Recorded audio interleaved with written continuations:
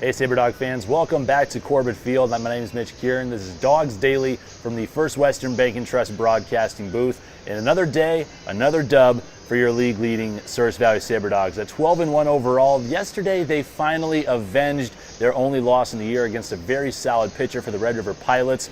Final score 11-2, so the Dogs are still hot and show no signs of slowing down. Let's give you one more recap for what went down in the Magic City last night.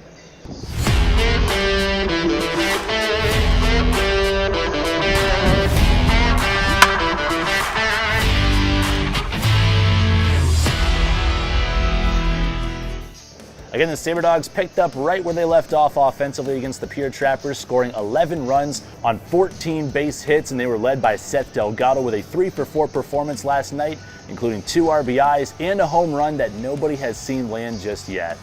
Jordan Ewig was in command of another game last night as he earned his 3rd win on the season in his 3rd start. He struck out 5 and still held the Pilots' bats at bay, scoring just 2 runs on 5 base hits. Though they were tough, Ewig was still able to get in the driver's seat. And thanks to lightning, he threw the first complete game of the season last night. He currently has an ERA of 1.8, and opposing hitters so far are just batting 167 against him.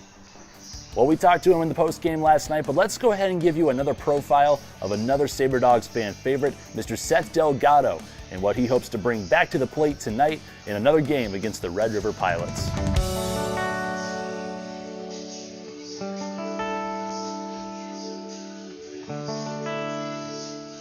Back here on Dogs Daily, talking with one of the hottest bats as well as one of the most reliable catchers on the team, Mr. Seth Delgado. Seth, I want to thank you for your time on the program today. Thank you for having me. Well, Seth, definitely you came off a unanimous first-team all-conference season at Oklahoma Wesleyan under Coach Kelly. You're joined by a couple Eagles here. So first off, how are you taking to Minot? Because I think we could all, pretty much say as a fan favorite, you're taking to it pretty well. Yeah, I love this town, honestly. It's just really fun atmosphere. Every game is fun. All the kids are out here asking for autographs, playing in a little bouncy house. Got our fans chirping over here, and it's just a really supportive environment and just good baseball, good teammates, everything. I love it. Well, now definitely it is for sure good baseball and good play from yourself as well. Currently leading the team with a .472 batting average. You just hit a home run last night. It was your 2nd, but I don't think it's landed just yet. So you're definitely putting on some good things on display. So again, joined by a couple teammates. You got Cody and Jesus here with you from Oklahoma Wesleyan. You just kind of talk about some things that you learned under Coach Kelly under Eagles baseball, and what you kind of brought over here to the Magic City with you. Goodness gracious, man! Coach Kelly is the best coach I've ever played for.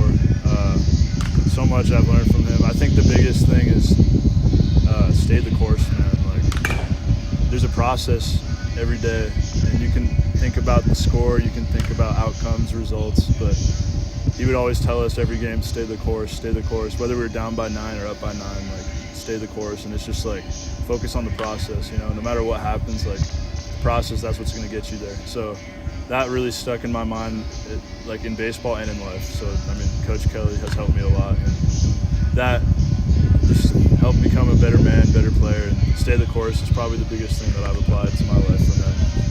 Well, that's a really great answer. It kind of just takes us into where I wanted to wrap things up with you. But again, as we talked earlier, not a big guy on results, despite them being very good for you recently. But you're definitely the kind of player we hope to have around as long as possible here, trying to get back on the route to another championship. But what are some things, I guess, that you're just trying to focus on over the course of this summer and what comes after?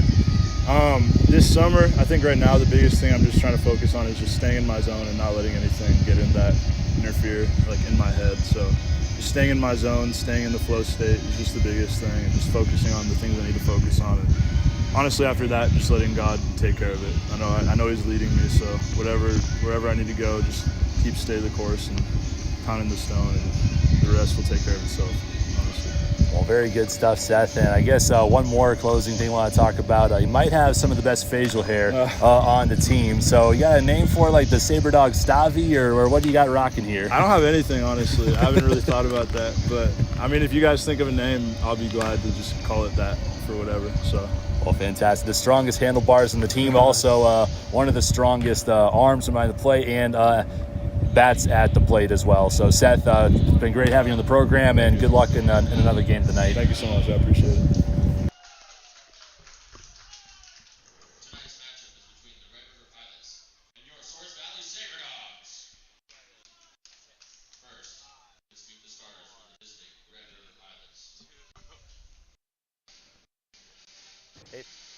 Hi, everybody, and welcome back to the Magic City. We've got Saturday Night Baseball in the Expedition League.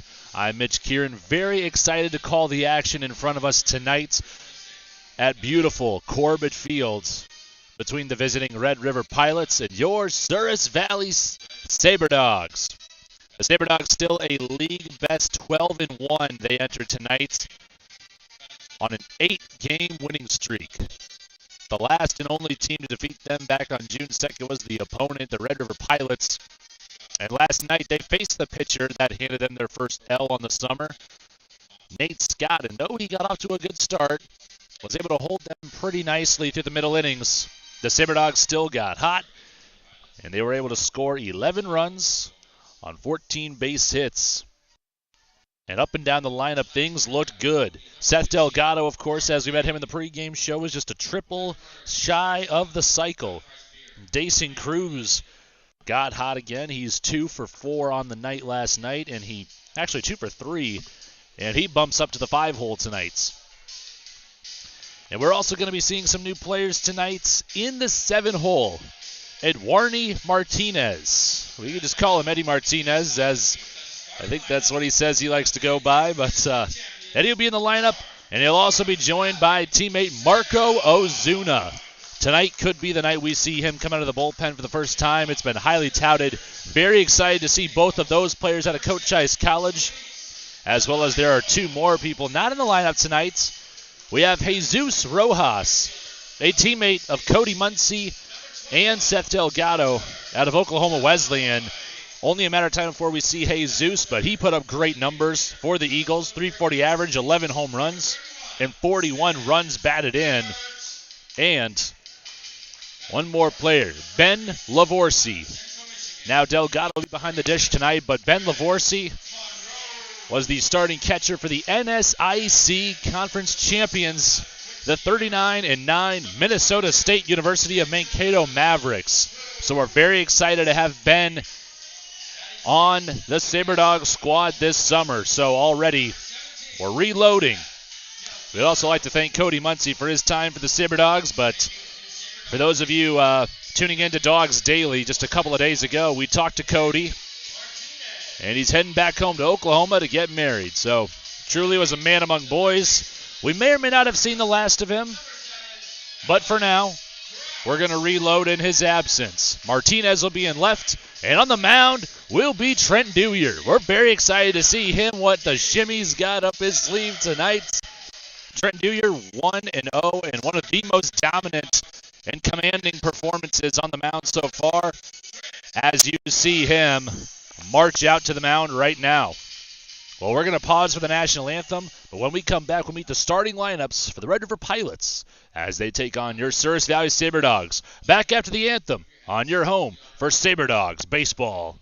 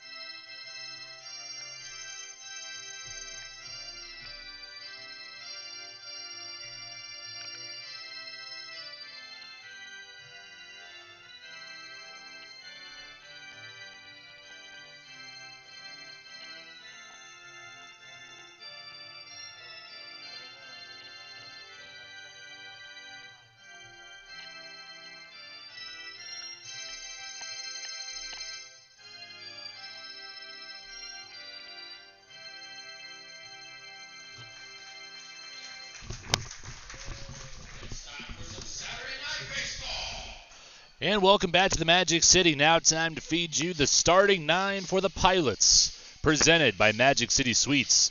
Leading off, Alex Miller. Batting second, Jack Walton. Batting third, Jason Willers. Batting cleanup, Isaac Becker. In the 5-hole, we have Carter Payne. Batting sixth, Joey Hayden, followed by Joshua Simon in the 7-hole. Tanner Thompson bats 8th, and Jared Kirkman, after a 2-for-2 night last night, will round out in the 9-hole. The Pilots, led by head coach Matty Hollum. And out on the mound, one of the smoothest and most confident pitchers on the Sabre Dogs. He was already player of the game once this year, and he makes his second start out of Kansas Wesleyan. It's Mr. Trent Dewyer. And he got the W in his first start through only 68 pitches in 6 complete innings, gave up just a single hit to the Pierre Trappers, struck out 5 but walked none. He had no earned runs in the 14-0 game, and opposing batters hit just .053 against the right-hander. So Dewyer's on the bump. He will be taking on another one of the top arms for the Pilots. Already through Nate Scott last night. Tonight it's Santiago Gomez. It's going to be a very exciting matchup here in the Magic City. Got a nice turnout here and some nice conditions as well for baseball in Minot. 80 degrees, mostly cloudy, but also some sunshine poking through. Dewey going to be chucking to Delgado once again, the red-hot bat. We've been going on and on about him, but he has just been on an absolute roll. I think we saw his home run ball pass over Corbett not too long ago. That's probably the epitome of a no doubt as he delivers a strike to second. And we're just about set to get underway here from Corbett Field. Mitch Kieran calling the action with you. We got Justin Levy to my left, our broadcast producer. We're giving you all the behind the scenes and keeping us up on the air on your home for Sabre Dogs baseball. Don't forget to subscribe to our YouTube channel and don't miss a moment of the action. So Trent Dewyer on the mound, showing the shimmy early. The right-hander Miller, first pitch, fastball, swung on and missed for strike 1. So Alex Miller, the batter for the Pilots. Yesterday was Caleb Whitley. He's been doing pretty nicely. This one's rolled over towards Alex Crouch at third.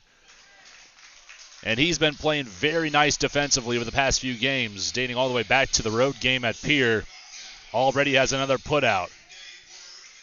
The 5-3 quickly puts away Miller for out number 1. And we'll move right along to Jack Walton, back in the 2-hole tonight. Walton, not a bad performance last night at the dish. Went 1 for 2 yesterday with an RBI on a sacrifice fly. And really spray the ball. Dewey lets out a grunt on the fastball, but it misses low for ball 1.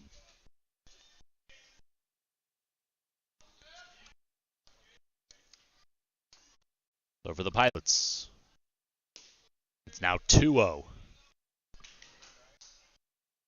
Now Jack Walton, a .286 batter this summer. Hails from the Colorado School of Mines, just a freshman there. But he's taken to Grand Forks pretty nicely, near the top of the lineup. The 2-0 pitch, fastball, just below the knees for ball 3. It's a 3-0 count early here for Trent Dewyer. Now, again, this is just his second start and appearance here tonight. Yet to walk a batter on the summer. It's been very accurate. But he gets right back in the count there with a 4th pitch called, strike 1, 3-1. Walton can still be patient here. Nobody on and 1 down, trying to get something started earlier for Red River. Hits this one down the line, and it is just foul by a foot. Jack Walton again getting a pitch middle in, and he just stays inside. Does a good job keeping those hands inside the baseball. We've already seen that yesterday. But now trying to go down the line in left field. Instead, it's a long strike 2. And now we got a battle on our hands. The payoff. Fastball just missing for ball 4. 6th pitch at bat, and Walton outlasts Dewey on the full counts. Another base runner early for the Pilots. They led things off yesterday with back-to-back singles from Whitley and Walton. A double play quickly halted the momentum, but they still had a runner at third. But that's where he was left stranded. The Pilots still scrapped for a pair of runs throughout the rest of the game. But they had just 5 hits in the contest. So they got to do more damage with runners on. Dewey on the first pitch, ball 1 to Willers following Jack Walton.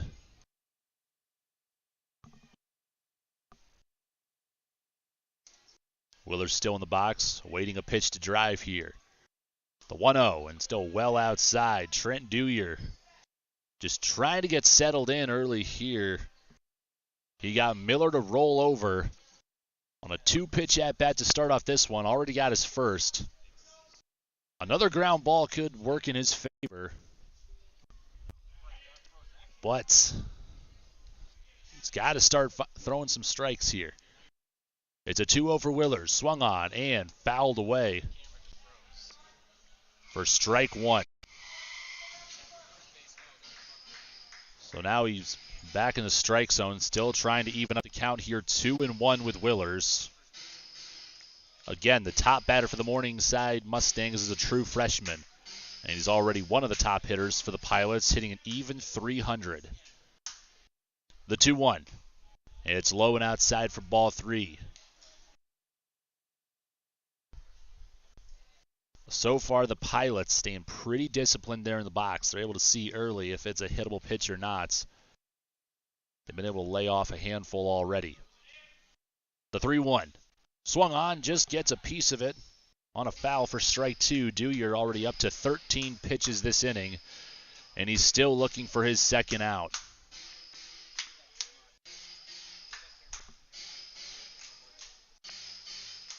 Now a full count and back-to-back at-bats. Willers versus Dewey with a man on first and 1 down. Dewey, a quick pick move to first, not in time. Walton slides back safely. Trent Dewey out of Kansas Wesleyan, one of their top arms, was 6-7 on the bump, but through 95 innings, chucked 109 strikeouts. On the full count pitch, it's ball 4, missing just a hair below the knees. Walton took off for second, and now the walk, he'll firmly be planted there. Willers at first. And we're going to have Coach Kieran come out to the mound and talk things over with his pitcher. Trent Dewey just missing, not by much here, especially on that last pitch for ball 4 to Willers. But once again, 2 runners on in back-to-back games in the first inning. Men on first and second, and 1 down. Now Dewey was simply untouchable his first game. Only 5 strikeouts, but was able to keep the Trappers completely off balanced in their first contest together. But now he's got the Pilots, and he's going to have to go to work here. Get himself out of a jam early. It'll be interesting as well to see for the Sabre Dogs a right-hander who can get a fastball in the lower to mid-90s in Gomez. First pitch, big swing and a miss. He works ahead of Isaac Becker. Didn't play yesterday, but he finds himself in the cleanup spot. No Jalen Lee hitting for the Pilots after he went 1 for 3, actually 0 for 3 yesterday. For Becker, he's hitting 200 on the year. They're going to appeal for a check swing. They say held off for ball 1. Not a bad pitch there. Dewey trying to paint the outside corner and just missing. Still 1-1 in the counts. And Dewey working out of the stretch. Swung on. Grounded towards Crouch. He's going to head to second. And Demeter to the first. Double play. And it's once again a double play that halts the early momentum for the Red River Pilots.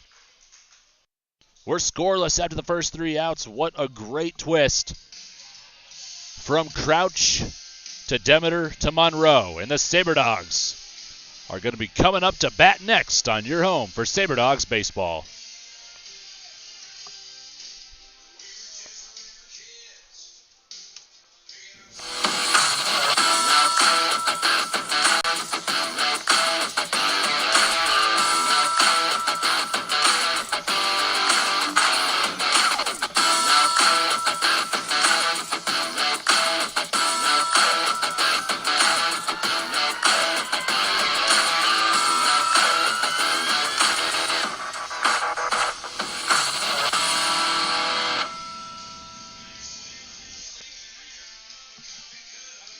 With a stay at Minot's Comfort Inn and Suites, you'll be within reach of some of the best summer spots in the Magic City, including the Dakota Square Mall, Minot State University, the North Dakota State Fairgrounds, and of course, Corbett Field, the home of the Souris Valley Sabre Dogs. When you book your stay, enjoy complimentary Wi-Fi, indoor pool, spa tub, fitness center, complete with great rooms available. Located at 3420 South Broadway. Book today by calling 701-838-5200. Comfort Inn and Suites, the official hotel service of the Souris Valley Sabre Dog. Welcome back to the Magic City. Taking a look now at your starting 9 for the Sabre Dogs, presented by Magic City Hoagies. Luis Pelayo leads off, followed by Hunter Delanoy. Batting third, Ben Newbert.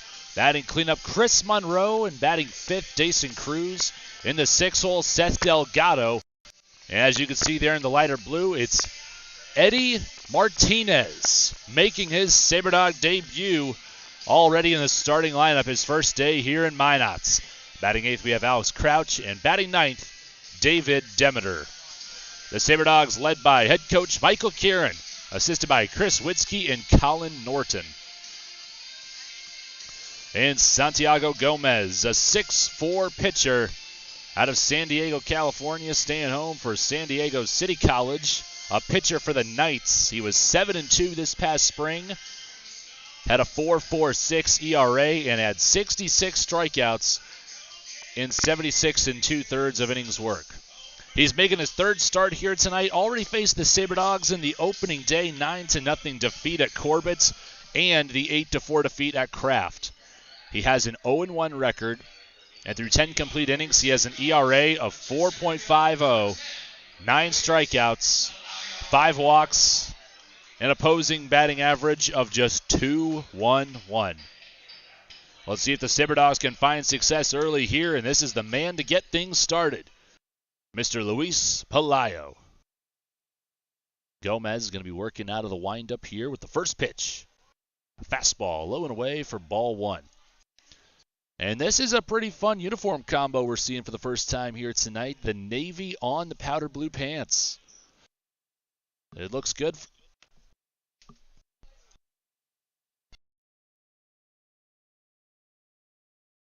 Dogs. And thank goodness Red River elected not to wear the navies tonight. They got white on gray.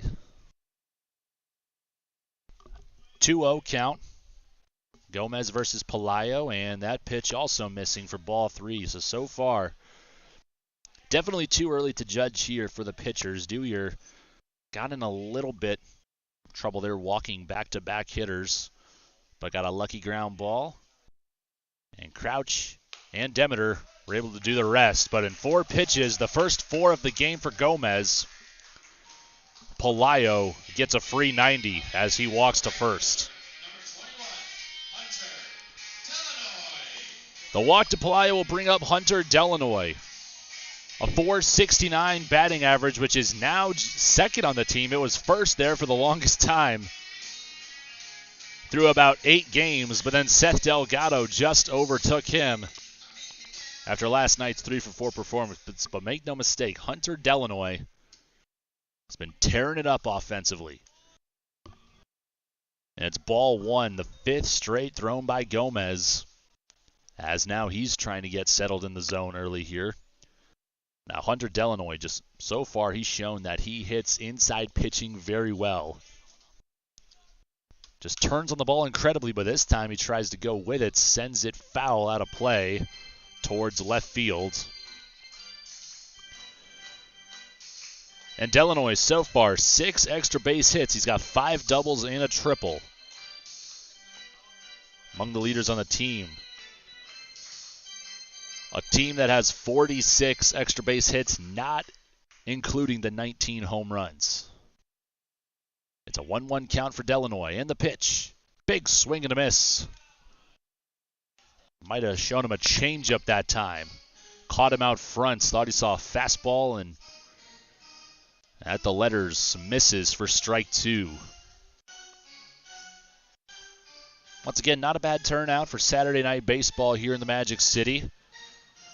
For those of you tuning in, be sure to go to our website, SourisValleySaberDogs.com, and see what day would work for you to come out to Minot. And a punch out on the 4th pitch of the at-bat, called strike 3. Delanoy got a fastball in the outer half. Got him frozen. 1 down, and a man still on first base. And we got Ben Newbert stepping up to the plates. A record-setting batter out of Bloomsburg University, hoping he will go off tonight. A .417 hitter so far this summer. Ball 1 will miss up and in the zone. An OPS over 1,100. 5 doubles and 3 home runs already. Second on the team with 18 runs batted in. And he'll let this pitch miss outside for ball 2.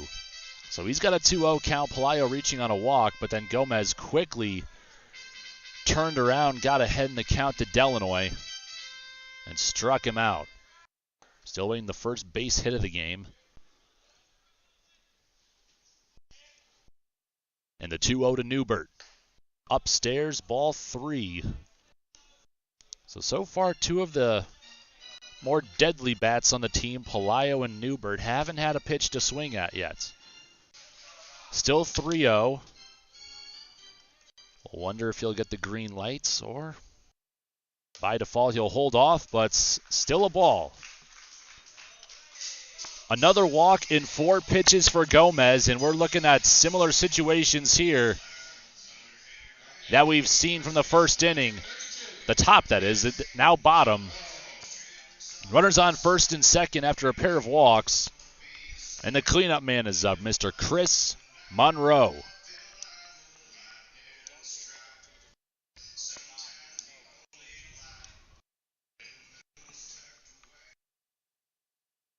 Gomez is going to reset from the stretch here. Trying to get himself out of this one unscathed as Monroe skies this one deep in the gap. It just doesn't have the distance. It will go to the warning track as the throw to third will go past Walton to cut it off. Monroe still gets a job done as he flies out to the warning track in left center. As the runners will advance into scoring position, second and third for Dason Cruz. I tell you, every time I see a ball leave the bat like that here at Corbett, I get pretty excited. But oftentimes the fielders out there in the outfields can basically tell you from the body language if they got to play on it or not. And it's early, but that time Miller made a nice play on it. After ball 1 misses, Dason Cruz. A 2-for-3 night last night. He's still having a pretty good start to his summer. Took him a game there, but he's already batting .389 as he lets a fastball go by for strike 1. Just 1 double, 2 RBIs, but he's finding ways on base. Also an on base of .455. The 1-1. Lets it miss outside for ball 2. So again, Dason Cruz made second team honors for all region after his year at Quincy. The Hawks making all the way to the Super Regionals in D2. And Cruz was a big part of that team's success as he'll step out the box with time. Out of Nord Aruba, a .348 average in the spring. OPS of .975 and 10 home runs.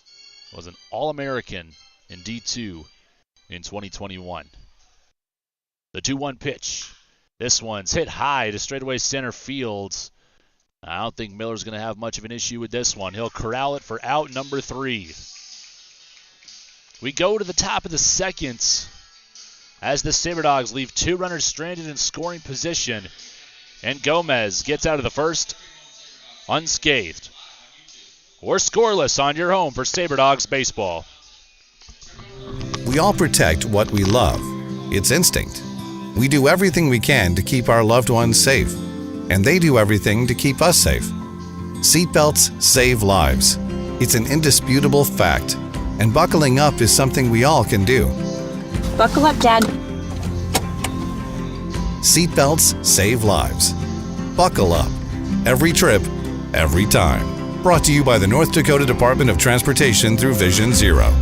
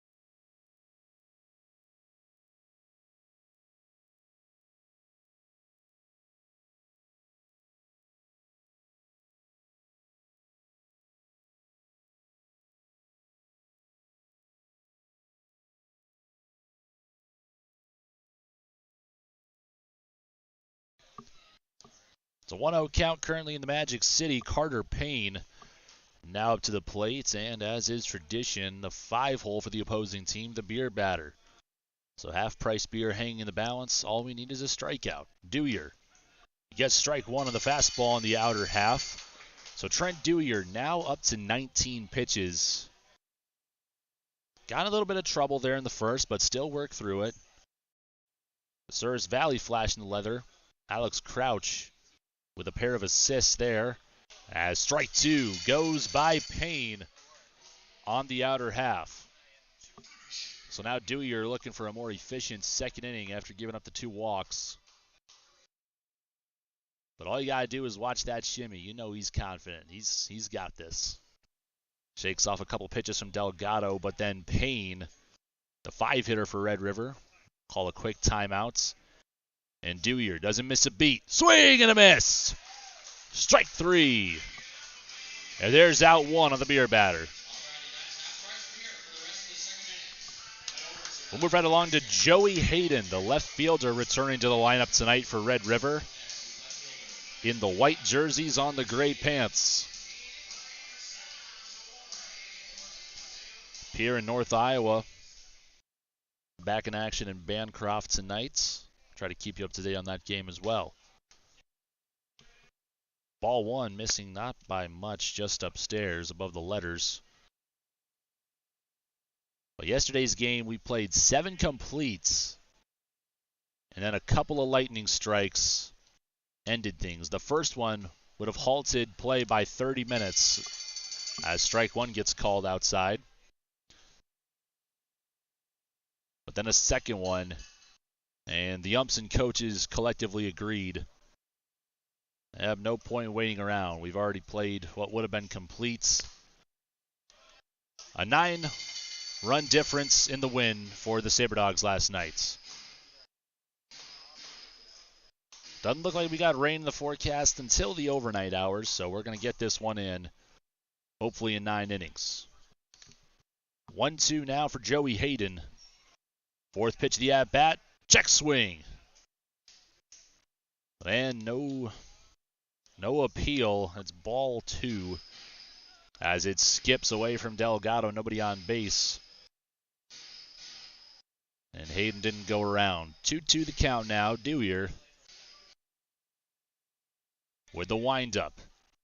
And the pitch. Swing and a miss. Gets him chasing on a fastball outside for strike 3. Out number 2. And Joshua Simon will now make his way to the plates. An all-conference batter for Missouri Valley College. A standout on the Vikings. He had a .450 average. That is astonishing. But he hasn't quite come around just yet. He's hitting .200 through 25 at-bats for the Pilots. Still a dangerous hitter here in the 7-hole. Lets a fastball go inside. Throws the arms out of the way for ball 1. So again, Coach Holland doing a good job making sure his guys this summer see plenty of time on the field, and Simon got a little indecisive on that swing. Tries to just make contact, but I think he wanted to hold off. So that's a miss for strike 1. A 1-1 count. Dewey back in the shimmy and the windup as this one's cranked to deep center field, but Pelayo doesn't have to move much, and he makes the grab for out number 3. Much quicker inning for Trent Dewey as he puts the Pilots away with a pair of strikeouts and a flyout in 12 pitches. And we're still scoreless heading to the bottom of the second. Sabre Dogs coming up to bat next.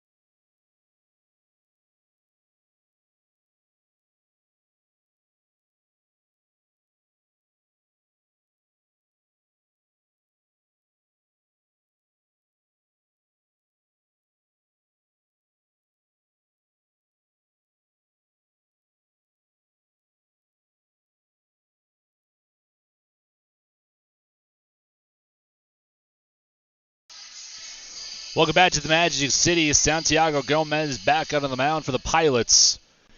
And he's got 6 through 8 due up for Souris Valley. Seth Delgado currently the batter.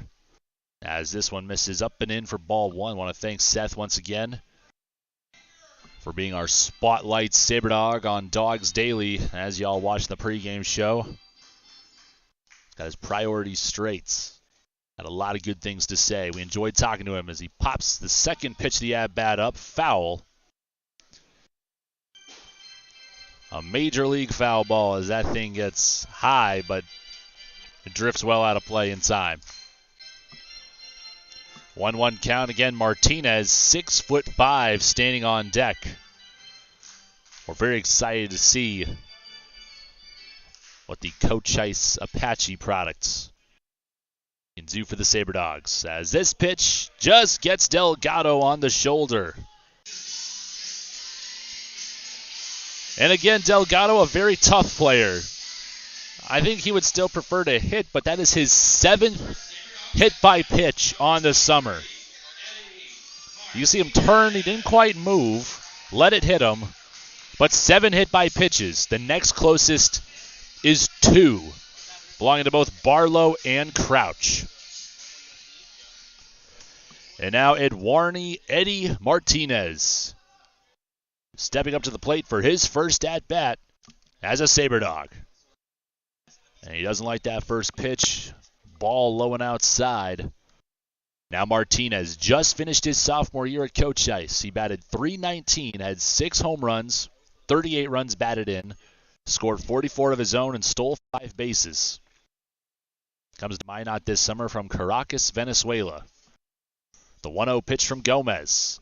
This time up and in after the low and outside ball. He's got a 2-0 count. Now it's interesting to note, Coach Kieran got off to a pretty hot start on a spring break trip in Tucson, Arizona. Won his first, I want to say, 7 to 8 games as this pitch gets fouled away. But then the spring break trip ended in a 3-1 loss to Coach Ice. Again, he was coach for Bismarck State College this past spring. And Coach Ice, 44-18 on the year. So I would say it's pretty fair he was impressed by what both Martinez and Marco Ozuna had to offer. So he's bringing them both up here to the Magic City this summer. After the foul tip, it's ball 3. So again, Coach Ice program down in Arizona. And we're happy to have 2 of their sophomores. They just wrapped up their careers, both Martinez and Ozuna. Only time will tell if Ozuna will be coming out of the pen tonight. But here's Martinez with a 3-1 pitch. And he's got a fastball at the letters called for strike 2. I want to apologize for those technical difficulties. I want to thank Kobe Braultz up here trying to get these cameras figured out. Already lost our view of the right side of the fields. And it's a full count currently to Martinez. The pitch, high for ball 4, and Willers fakes a throw to first. But Delgado's going to get to second regardless. So a leadoff hit by pitch for Delgado, followed up by a full count walk from Martinez, and we got runners on first and second with nobody out now for Alex Crouch. And now Crouch had a huge game at Hyde Stadium in Pierre. He went 3 for 4 and built his batting average back up to .303. Also recorded 5 putouts at third. Already got 2 here tonight, both coming in the first.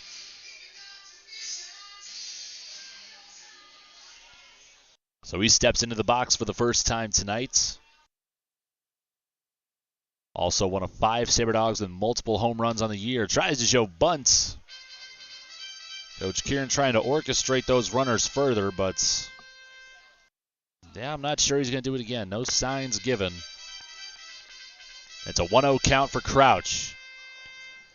Another one of those batters, if you feed him anything middle in, then look out, especially on the right side of that field. The 1-0 pitch, and it's high and away for ball 2. So again, Crouch already has 1 home run against Red River. Came in the second game of the summer, and it proved to be the run that the Sabre Dogs needed in a 4-3 win. Then he came in a pinch hitting opportunity and hit one that might have cleared the Corbett Field scoreboard and rights. He got out of here in a hurry. On the third pitch of the at-bat and 2-0, he takes strike 1 as Gomez just paints the corner low and outside.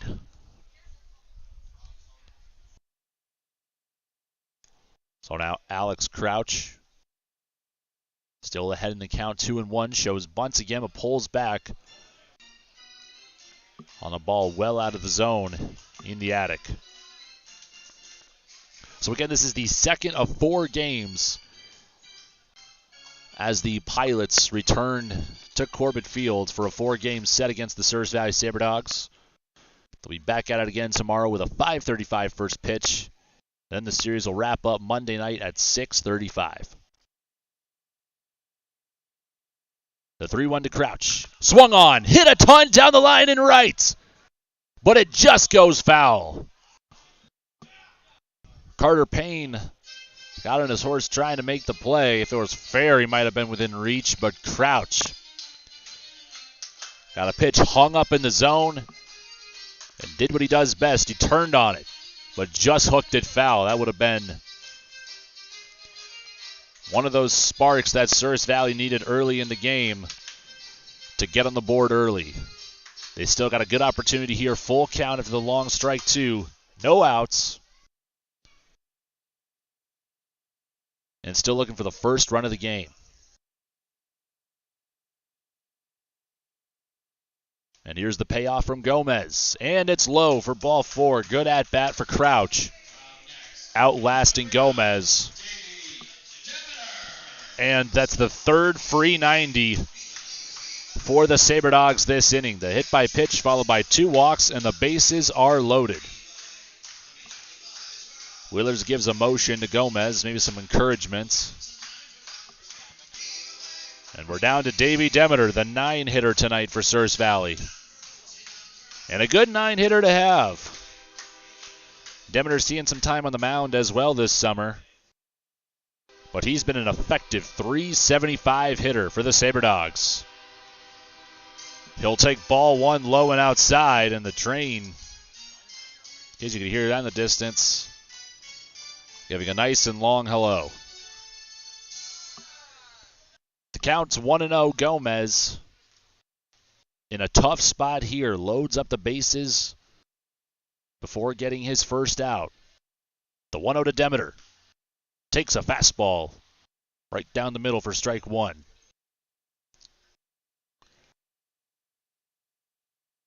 So again, Demeter, 6 runs batted in. He could really add to that here. Just needs 1 hard hit ball. Any fly ball to the outfield could at least score 1. But if he finds a gap, that could be very deadly. Willers, a backhanded stop on a pitch in the dirt.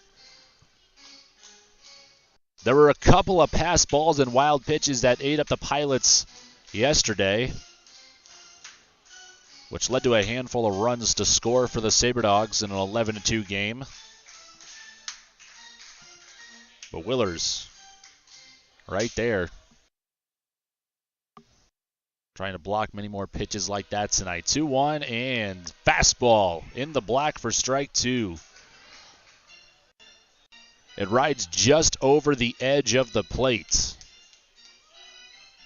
Not a bad zone we've seen so far, but Gomez just trying to throw around these Sabre Dog hitters, trying to limit the pitches for them to hit. But he's gotten himself in a bit of a hole here. As this one's grounded towards short, Walton going to head to second. Get the out there and no play at first. Demeter beats out the throw by a matter of feet. It's going to be an RBI fielder's choice. But he got the job done. Didn't hit into double play, almost did, but still brought home a run. And the Sabre Dogs have the first lead of the night.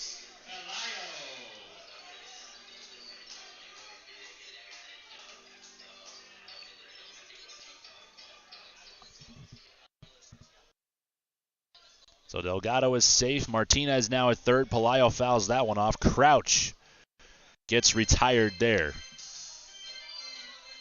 Still no base hits here in the 1-0 contest. Pelayo could change that. 0-1. And he grounds this one to second. They get the play at second and at first. A double play. So Gomez limits a lot of damage there. The Sabre Dogs still scrap for a run on a fielder's choice, but the double play will halt a lot of momentum offensively. A tough break there for the Sabre Dogs as the run from Martinez hung in the balance and it doesn't count. We'll go to the top of the third at Souris Valley 1, Red River 0 on your home for Sabre Dogs baseball.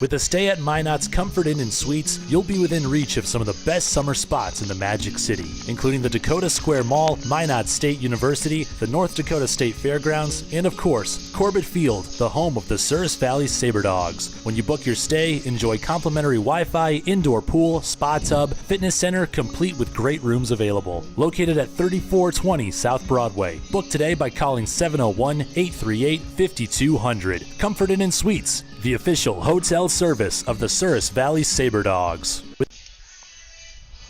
Welcome back to the Magic City. Taking a look around the horn. Dewey pitching to Delgado tonight. We got Diesel back at first. Demeter at second tonight. Dason Cruz back at short. Crouch back at third. And left to right in the outfield, we have Martinez, Palayo, and Delanoy. Still no hits in this game, but the Sabre Dogs given some free 90s. Get a run home on a fielder's choice from Demeter. But then a double play will leave the second run of the balance stranded. And it's 1-0 currently as Dewey back on the bump. Gets ball one to miss high to Tanner Thompson. I believe before the game we saw Thompson, a fellow Maverick of our very own Ben Lavorsi. They were chatting it up. A couple of NSIC conference champions for Minnesota State University of Mankato. And ball two will miss as it scoots away to the backstop. And Thompson's got a hitter's count here. Dewey quickly back in the windup. The pitch. And this one, a slider that just doesn't break in time for ball three. Dewey already up to 32 pitches after two completes. Back in the windup, goes with a fastball. And that misses low and inside for ball four. So in 4 pitches, already a walk. So not the most efficient pitching. But again, neither Dewey or Gomez have been batted around yet. Both just throwing around the opponents. But we've already seen a handful of walks this game. Jared Kirkman, after going 2 for 2 last night, steps in, and this one's going to be a pass ball. Kirkman shows bunt. Dewey tries to shoot this one outside. And Delgado couldn't quite grasp the ball. And a pass ball allows the tying run to advance to second. So Dewey already with 3 walks after not giving up one in his debut. And Gomez with 4 walks and a hit by pitch. So both these pitchers not quite settling in just yet. A lot of ball game left, though. But Kirkman now shows bunts again, a fastball, and they're going to call strike one as he lets it go by. The 2 for 2 night helped Kirkman, a .219 hitter. Also has a double and 5 runs batted in. I'm sure he'd like to add to that here. Here's the 1-1, low and outside ball 2. Now, we haven't seen a whole lot of swings in this contest yet, at least ones that'll make a difference. A lot of ground balls and already a handful of double plays too. And that pitch called. Strike 2 on the lower inner half.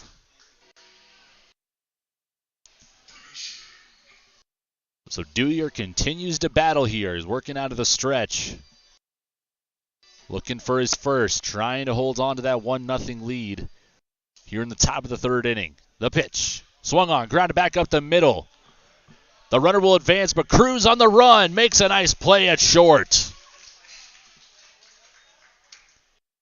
A nice play for Cruz. Kirkman gets the job done, though. The grounder was behind Thompson. And it led Cruz to the middle of the field, more so past the bag at second. An easy move for him to advance to third. And now the tying run stands just 90 feet away as we go back to the top of the order with Alex Miller. He's 0 for 1, rolled over his first time up. Swing and a miss on the first pitch for strike 1. With one down again here, it's simple. Just find a way to get that runner in. Just find a pitch to drive. Anything to clear the infield. And that could tie it up. And he'll foul this one back and out of play for strike 2. He'll roll back onto the field so you can see the grandstand as Reed Butts makes his way back out of the field to get the errant foul ball. The grandstand kind of slopes down back towards the fields. Coach Kieran trying a motion, and he gets his middle infielders to the edge of the infield turf. A pop fly, and it'll drift out of play, foul. So Alex Miller fouls off the third pitch of the at-bat. Now Coach Kieran saying, on the bellies, anything in front, you got to keep it there. You can't let anything go by you if you can do anything about it. Try to hold that runner, and Dewyer well up in the count, plunks Miller. That is a tough break there. Now you got runners at the corners. The go-ahead is on base for Red River. A tough pitch. And that was costly. Now it's Jack Walton. He walked his first time up. Dewyer going to try to get another ground ball here. Strike 1 on a hanger. Gets past Walton. So Monroe going to tower over Miller at first and try to hold him there for a potential pickoff move. But the middle infield will retreat back to their normal depth as Walton fouls a pitch straight left. And Dewyer quickly back ahead in another count, 0-2. He's got to find a way to get out of this one. Despite the early pitching struggles for both the guys, they are still keeping it a low-scoring game. Dewyer still holding the Pilots scoreless as a runner heads to second. Swing and a miss. Strike 3. And the throw to second. Not in time. But Thompson doesn't go to the bag. No cutoff. And that might be a missed opportunity for the Pilots. They still get a stolen base out of the matter. It's out number 2 following the strikeouts. But on the throw, Thompson could have scored from third. Dewyer's still not out of the woods yet, though. 2 down, but he's got 2 runners on in scoring position on second and third. With the 3-hitter up, Jason Willers. And he walked his first time up. This first pitch, he cranks it deep to left field. Martinez on the run, over the shoulder, with a run-saving catch for out number 3. First pitch of the at-bat, and Willers cranks one, heading towards the warning track. Martinez with a spectacular catch. Welcome to Minot. So once again, the Pilots are going to leave 2 runners stranded. And Dewyer gets out of another jam on 17 pitches in the third. Bottom of the third, it is still Souris Valley 1, Red River nothing on your home for Sabre Dogs baseball.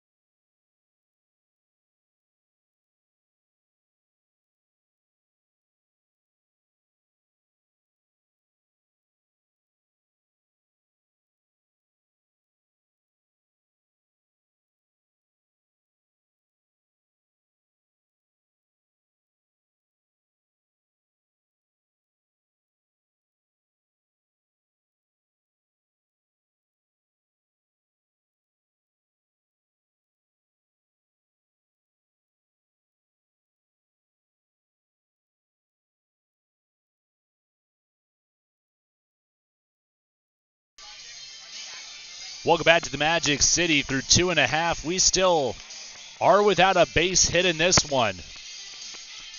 Both Dewyer and Gomez doing a good job challenging these batters. They're throwing around.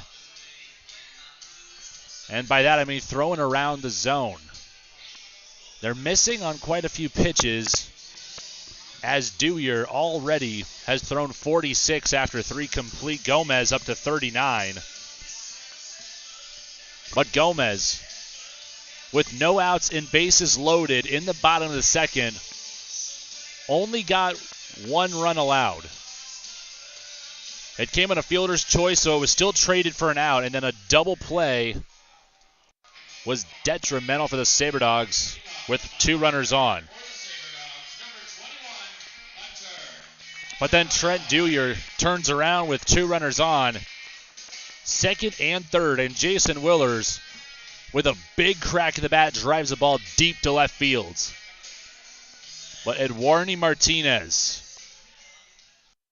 with perhaps the best outfield grab we've seen for the Sabre Dogs so far this summer. We got Hunter Delanoy, a good part of the order, to finally turn the offensive fortune on the night for the boys in blue. Ball 1 misses to Delanoy, 2-3-4 due up. The heart of the order. 1-0, and this one swung on and hit high down the left field foul line. And what a grab! Tanner Thompson, running with his back turned to the ball, head on a swivel, still finds a way to get under that one on the run. And he forces Delanoy to foul out. That was a tremendous grab by the young man out of Minnesota State. That's out number 1 to put away Delanoy. And we move right along here to Ben Newbert. Gets a first pitch curveball hanging, gets ahead of that one, and it just gets out of play. That could have been back-to-back pop-outs in foul territory. That would have been costly to get 2 pitches and 2 outs, but Newbert still alive here. He's got a very pretty swing. I've been saying that often too, but plenty of times. Does a good job fouling off pitches, wasting them, but some of those plays at the fences, those are tough to watch. You don't want to give the defense too much to work with, but it's ball 1 missing low. Newbert walked his first time up, and he's still on an absolute roll here in the opening gates out of the first 2 weeks of the season. .417 batting average, 3 home runs, and 18 runs batted in. Going back to the Prospect League for the Johnstown Millrats, Coach Kieran gave Newbert a lot of respect as a batter. Tried almost everything to get him out, you just could not pitch to the man. As this one's grounded foul sharply towards Coach K, and unfazed by that one. But he's got full faith in Newbert as his 3-hitter. Every time he's appeared, he's only had 1 off day. He's been the DH, still battling a bit of a shoulder issue. But he wants to hit. Originally going to be left field, but he's DH'd every time, but he's still appeared every game in the 3-hole. And he's been a great one. The 2-2. And that one will miss, slowing away on a slider for ball 3. And now we got a 3-2 count here. A good battle between 2 good baseball players. Gomez, the pitcher, to Newbert, the batter. And Newbert gets a pitch hanging low. Hittable. He wasn't going to let that one leave it in the hands of the umpire. He'll foul it off. So again, Coach Kieran saying Newbert won't be cheated. Doesn't let a lot of pitches get past him. And right there, another good job of fouling it off, wasting a pitch. And he outlasts Gomez. He gets a foul ball, a ball spiked ahead of the plates for ball 4. So a good at-bat for Newbert, and we got our first base runner here in the 3rd. Trying to add to a 1-0 lead. The Sabre Dogs were able to put up a 2-spot early in the first inning yesterday. And then again, we saw them just take a few innings off. And that's not the right phrase for it, but they just couldn't get anything going. They already a handful of times through these games, they've had just a string of scoreless innings during the middle of the games. They get off to hot starts, and then they finish strong.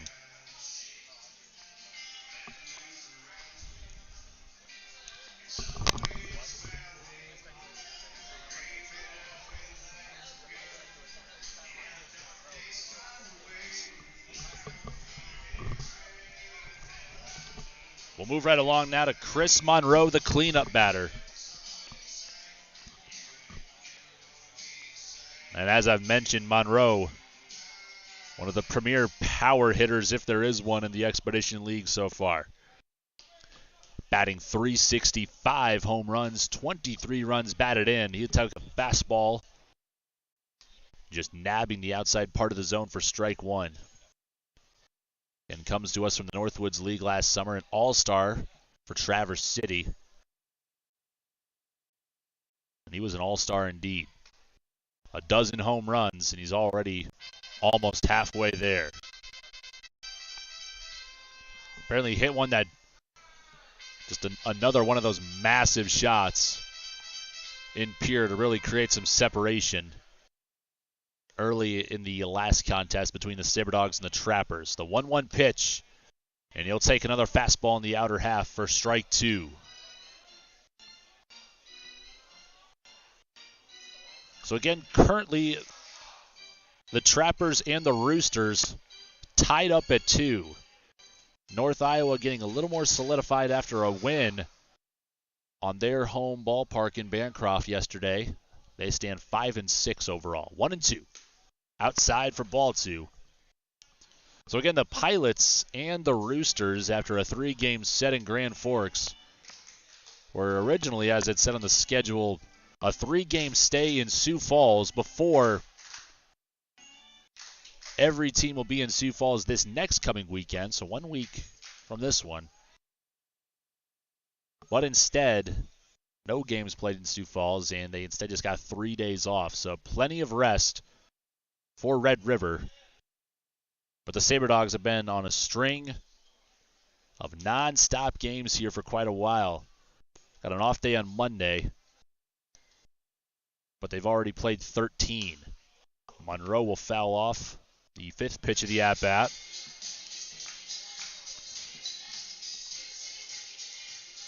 No defensive shift this time for Monroe. Got a pull-heavy shift from the Pierre defense, but that might favor them, as well as you see Gomez trying to just live outside to Monroe. Wellers will leave one set up on the outer half of the plate here. Gets another fastball outside the zone. And a closer throw for Willers over to first. Newbert will slide back safely as ball 3 misses. So Gomez pitching very carefully here to Chris Monroe. Does not want to leave him anything over the middle part of the plates or anything inside. He's been trying to live outside Monroe this at-bat. And he'll try to go back there here. The payoff will wait here as a quick pick to Newbert. We'll keep him there. Plenty of depth in the outfield as well. You see Miller deep in center, plus Hayden deep in left. Still a full count here. The 7th pitch of the at-bat is on the way. Swung on. It's grounded towards third on the hit and run. And a backhanded stop. Thompson comes through it nicely and delivers a strike to Becker for out number 2. Once again, a fastball in the outer half. Monroe pulls it to third. Still a hot shot towards Thompson. Didn't quite have his body in front, but threw the glove out. Got a nice backhanded grab and got the out. Newbert will advance to second, and now it's up to Dason Cruz to try and extend this 1-0 lead for Souris Valley here in the bottom half of the third. Gomez back in the stretch. And he kicks and fires to the plates. Up and away for ball one. Cruz 0 for 1.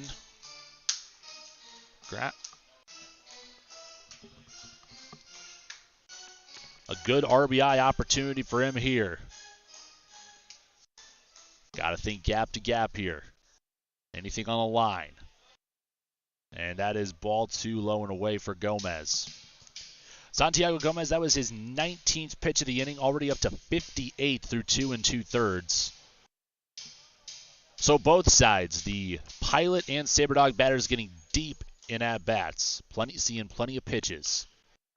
2-0 and Cruz will foul this one away, but again, Gomez. Great command of that fastball that's sitting in the range of around 92 to 94 miles per hour. Trent Dewey can get his fastball up to about 90, but relies more on the factor of balance. Balance is power, and if you can take that away from a batter, they can become very ineffective. The 2-1. And this one also fouled away. That's strike 2. 2-2 the count now for Dason Cruz. Another big at-bat here. Still, we are without a base hit in this game. Relying on defense. Very precise and intentional pitching. And fundamentals. See Willers shading well inside to Cruz. And this time he'll crank it down the line, and it is fair! Dason Cruz down the line and left. He'll shoot an RBI double. Dason doubles and Newbert scores, and it's 2-0, and we finally got our first base hit of the game. Great piece of hitting there.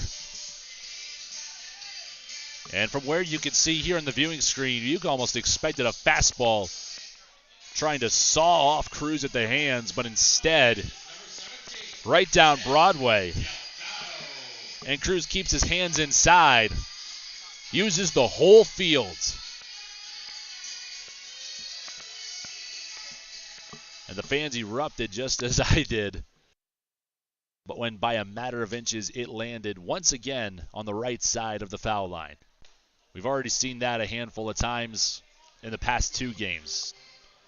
Delgado with his second plate appearance here swings and misses. There was a slider on the first pitch, walked in his, actually no, he was hit by a pitch. It was his 7th hit by pitch in his first at-bat here tonight. Just anything to get on base. The 0-1, and he turns on a grounder. A crisp fastball in the inner half and just turns on it.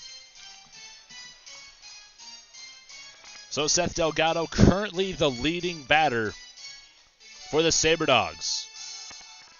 A .472 batting average in 36 at-bats, but an astonishing OPS of 1.352. The 0-2 to Delgado. Curveball. Got him to pop up down the line and left. This could be trouble. Thompson.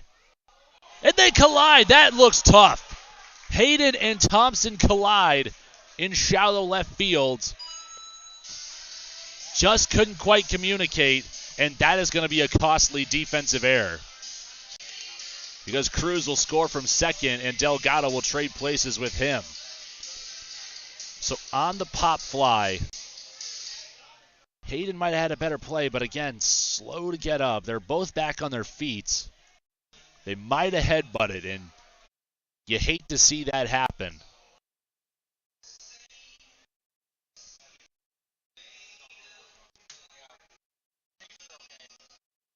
So on that last play, Delgado pops it up. Tanner Thompson already made one grab on the run. Over the shoulder. That time he was trying to replicate it. Not sure if he and Hayden just didn't hear each other, but hate to see that happen. And just like that, it's now 3-0 for Souris Valley. Both Thompson and Hayden back to their respective positions. A little shaken up after the play, but they're going to keep on going. A couple of tough players. With 2 down, we got Eddie Martinez for his second plate appearance. Had a great at bat his first time up. Drew a full count walk as he grounds this one down the line. It's fair. Thompson has to get back to his feet, and what a play. After colliding with Hayden, Tanner Thompson makes the stop and then delivers a strike across the diamond. Had to lay out for that one. And he's all right indeed. A 5-3 put out to retire Martinez, and that'll do it for the Sabre Dogs. In the bottom of the third, they stack, and they're just continuing to scrap in this one.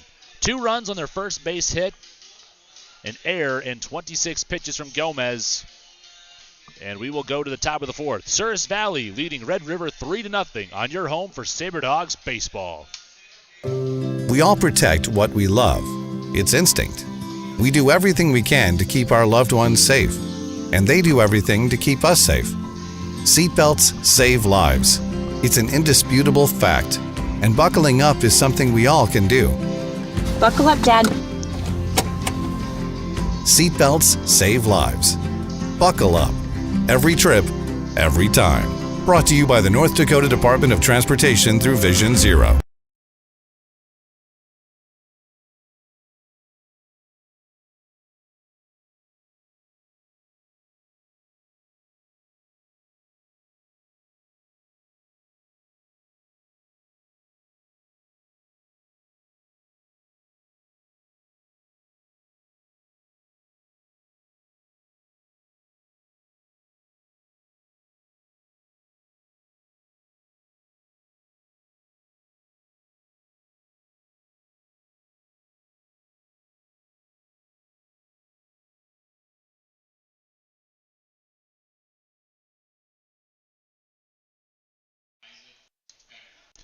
Welcome back to the Magic City. Trent Dewyer now going to settle in on the mound with a 3-0 lead at his back.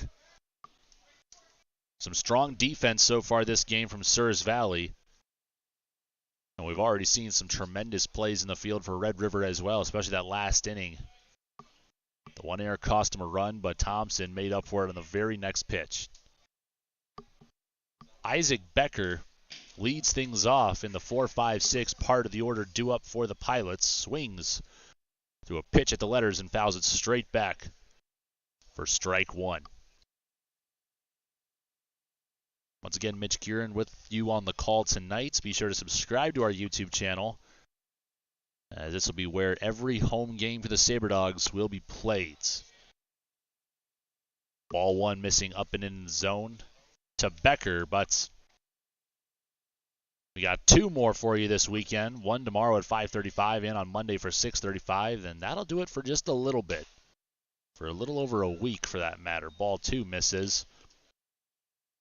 After the 4-game set concludes Monday nights, the Sabre Dogs will be on the road for the next 6 days from Tuesday through Sunday. They'll be in North Iowa to take on the Roosters for the first time from Tuesday through Thursday. Swing and a miss for strike 2. To Becker. And then the Expedition League will hit up Sioux Falls from Friday the 17th through Sunday the 19th. We'll have Red River next Friday, Pierre on Saturday, and North Iowa on Sunday for the Sabre Dogs. 2-2, a check swing, but Becker, plenty of room to go around left there, so it's ball 3 missing. Trent Dewyer up to 51 pitches after 3 complete. Nobody getting warm just yet in either bullpen.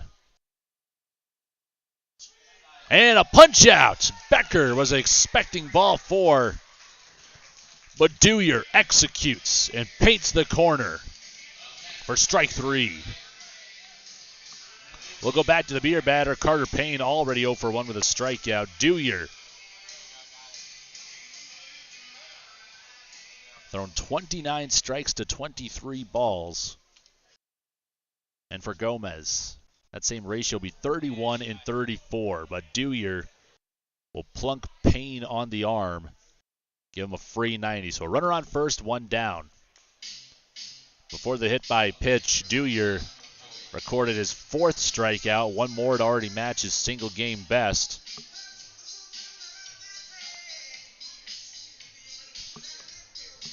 But again, a total of 8 walks in this game, as well as 3 hit by pitches between both of these pitchers collectively. And Joey Hayden, if he already wasn't banged up enough after the error, fouls one off of his own ankle. But he looks to be all right. Very tough player. You know, you headbutt another guy, you hit a fastball off your own foot, and you're still standing and you're still taking some hacks. Got to tip your cap to Hayden here.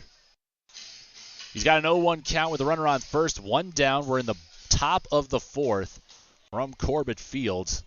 Here's the second pitch. Just a little bit behind it there. Fouls it straight back for strike 2.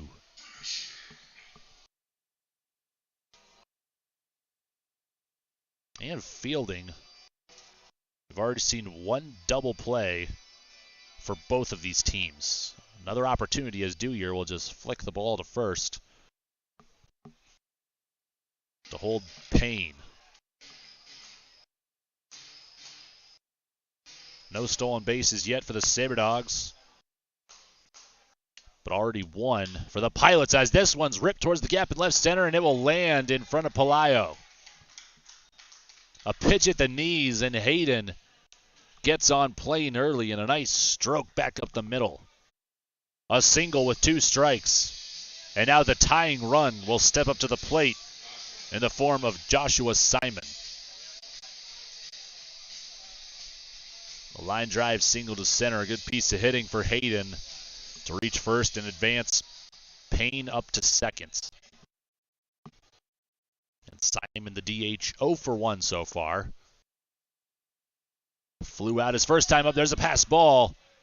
Delgado on a pitch, bouncing in the turf. Couldn't quite corral it. A tough break there for the Sabre Dogs. As now the Pilots, 2 ducks on the pond. And up to Simon to bring them home, or at least one of them with 1 down. With runners on second and third, you got to get a job done here with less than 2 outs.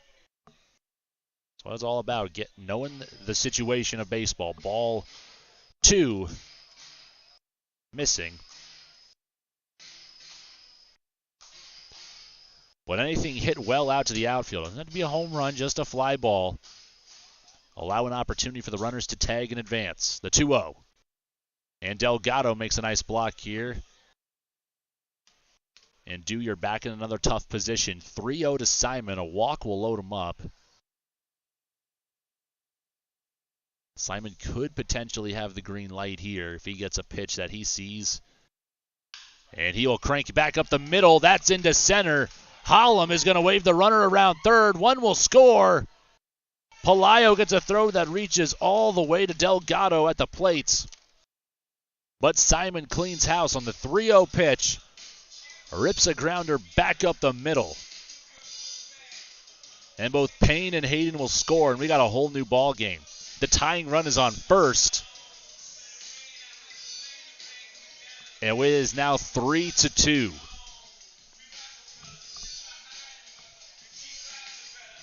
And with that, the Red River Pilots now out batting the Souris Valley Sabre Dogs 2-1. And Tanner Thompson steps back in.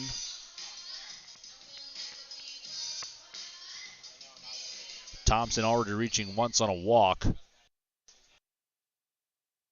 1 down, runner on first.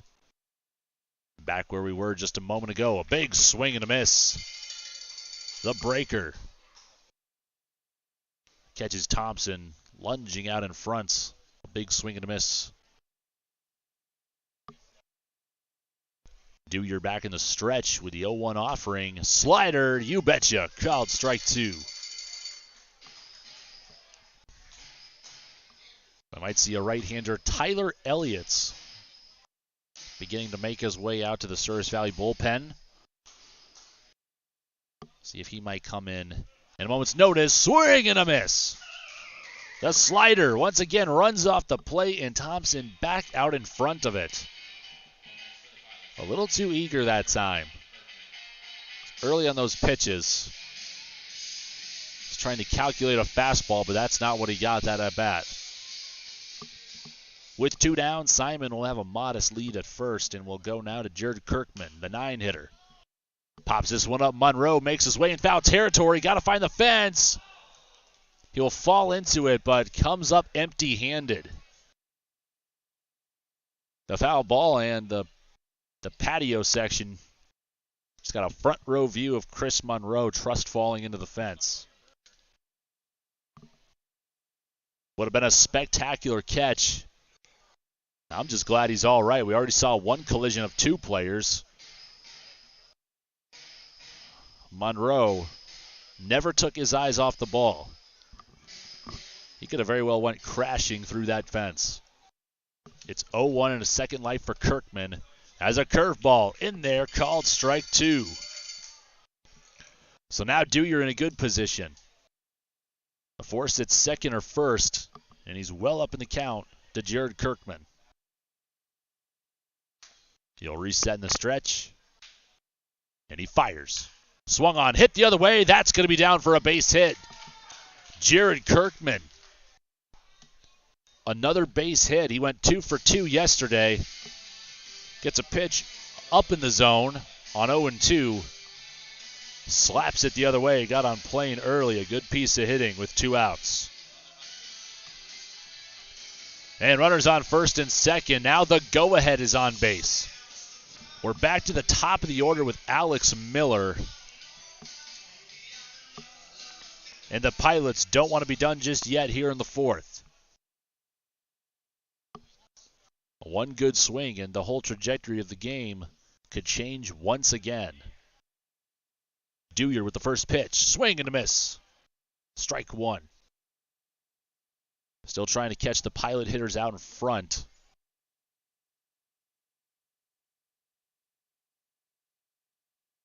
As Alex Miller with a big opportunity ahead of him.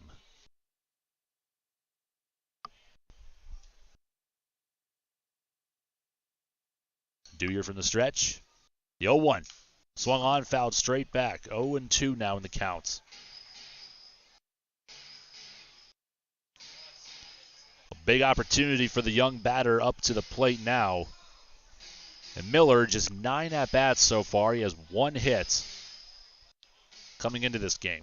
1 run batted in. But this could turn his fortunes here early in the summer. Watches a fastball, shoulder height for ball 1.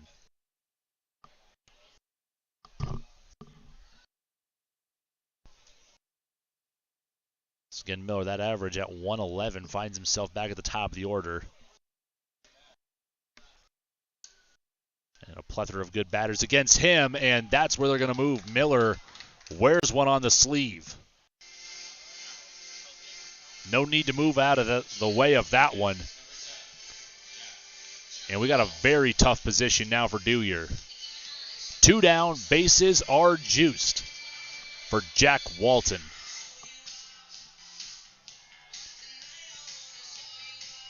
And Walton already quite the resume in high school. Was a 3-time letter winner playing at Prestonwood Christian Academy. Had a good day at the plate yesterday, 1 for 2 with an RBI on a sac fly.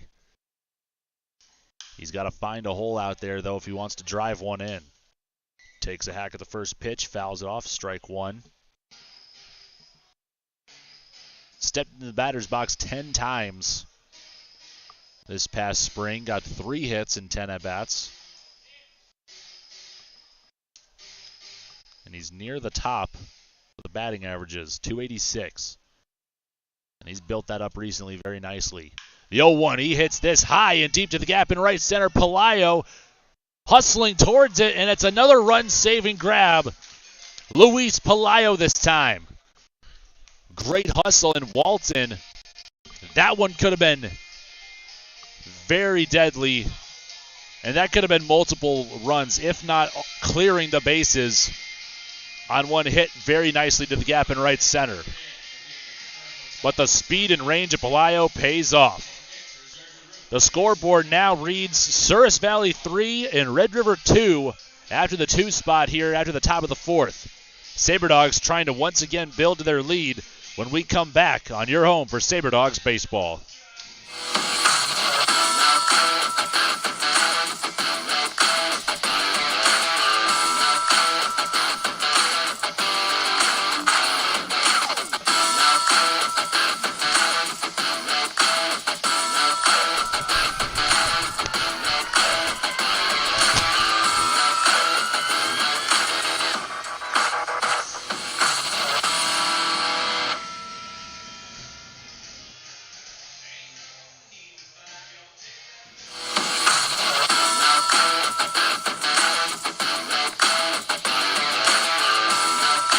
With a stay at Minot's Comfort Inn and Suites, you'll be within reach of some of the best summer spots in the Magic City, including the Dakota Square Mall, Minot State University, the North Dakota State Fairgrounds, and of course, Corbett Field, the home of the Souris Valley Sabre Dogs. When you book your stay, enjoy complimentary Wi-Fi, indoor pool, spa tub, fitness center, complete with great rooms available. Located at 3420 South Broadway. Book today by calling 701-838-5200. Comfort Inn and Suites, the official hotel service of the Souris Valley Sabre Dog. Welcome back to the Magic City. Bottom of the 4th coming up as we got 8-9 top due up here, Souris Valley Sabre Dogs. Only have 1 base hit, but they have been scrapping at the plates. 1 run in the 2nd, 2 in the 3rd, and they got him on just 1 base hit. And Trent Deweyer's also had to battle in this one as well. Battling past 3 walks and 3 hit by pitches. Not quite the same fortune that we have seen after his first start, but he's had some good defense behind him. Luis Palayo tracking down a very well hit ball there with the bases loaded and 2 outs to stop the Pilots' momentum at 2 runs on 3 hits in that 4th inning. We're in the bottom of the 4th now. It's 0-1 currently to Crouch as he will swing at the 2nd pitch, foul it straight back for strike 2. So Tyler Elliott getting warm after Deweyer's already thrown 72 pitches against 20 through 4 complete. We'll see what happens. Gomez already up to 67 as he fires a fastball up and away. And Santiago Gomez, he's got 5 walks and 1 hit by pitch, so just not quite the most precise pitching that we have seen here tonight. Not a bad pitch there from Gomez. It's ball 2 on a fastball inside. Looked close, but Crouch ultimately stays disciplined. Another batter that doesn't go chasing for much. The 2-2, and he once again sees that one early. So again, to validate the eyes of Alex Crouch, he's drawn 5 walks, scored 11 runs, on base of 415. The full count. Swung on, popped it up. This should get out of play. It just does. Tanner Thompson's already made a handful of great plays at 3rd tonight. And he wanted in on another play there. Almost getting to the fence, but he'll watch it just go past it. Good turnout, plenty of VIP people here, plus more still filing in and finding their seats in the grandstand. Here's the 7th pitch of the at-bat. Crouch swung on and missed on a fastball high for strike 3.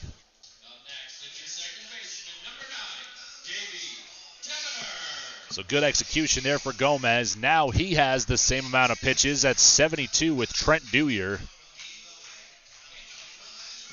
as the Pilots have 2 men getting loose. We got a lefty and perhaps a right-hander. So we're going to get to the bullpen here after the amount of at-bats and how deep they've gotten. Demeter on the next pitch, his first of the at-bat, pops up to shallow right field. and he'll get put away. A one pitch out, that is tough, as Kirkman has no problem with it, and already 2 quick outs. But we're back to the top of the order for Luis Pelayo. Now the Pilots got most of their luck in the 4th on 2 outs. Runners on 2nd and 3rd for Josh Simon. He had 2 down. 1 base hit. And he reshaped the structure of this game. Now it's 3-2. Fastball inside, given to Gomez for strike 1. Pelayo 0 for 1 so far. He walked on 4 pitches, then grounded into a double play. Gomez, the second of the at-bat, this time trying to paint the corner. Goes hard in. And then a breaking ball away for ball 1. 1-1 in the count.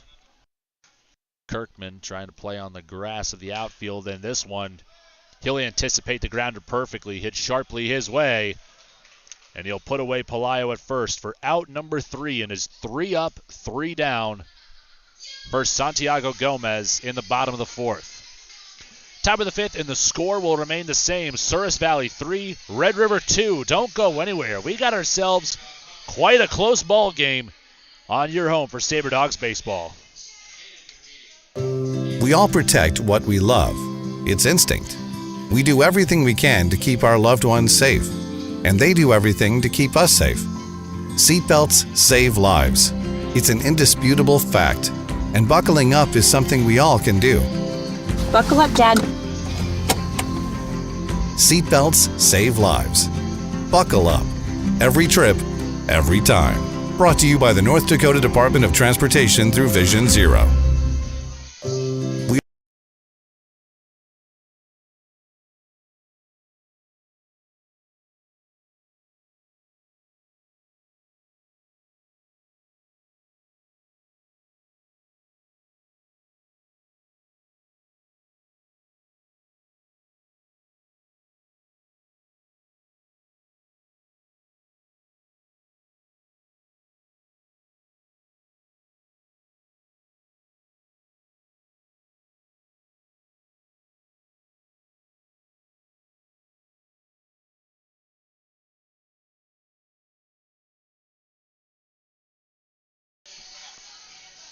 After the fun in between the innings here at Corbett Field, again, bring the whole family down. We got inflatables. We got some nice promotions in between. Ty and Drew doing a good job as ballpark ops as always.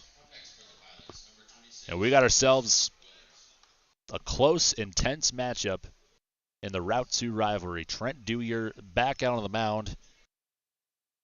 Still giving the shimmy as he's trying to settle back in the zone after giving up 2 runs in the 4th. A first pitch fastball missing high at the shoulders for ball 1. Jason Willers.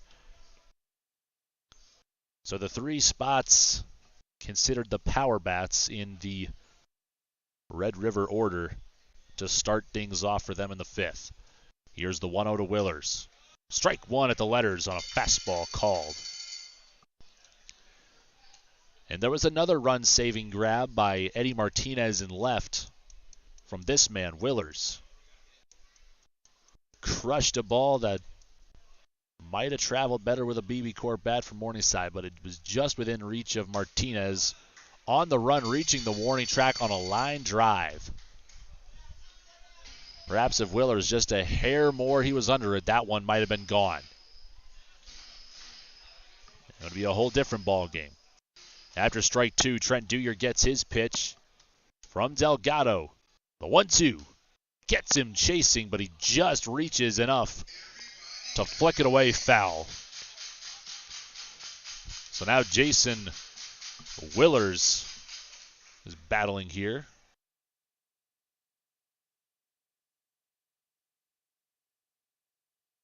Trying to stay alive here. Does a good job fending off that last pitch from Dewyer. Who's looking for his first. The 1-2. Swung on, fouled straight back. So a good battle here. Already a 5-pitch at bat. The 6th is going to be coming up next.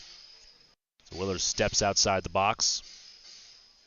355 hitter for the Mustangs of Morningside in the G-Pack. The 1-2. And he hits this one on a soft line, reaching low and giving Demeter plenty of time to get in front of that one. A line out to second, and we have one away here with nobody on for the Pilots in the top of the fifth. As Isaac Becker will step back up to the plate for the Pilots. Taking a look at Becker's numbers, hitting an even 200 coming into this one. 1 run batted in. He's had 3 hits and 15 at-bats. Watches strike 1 go by.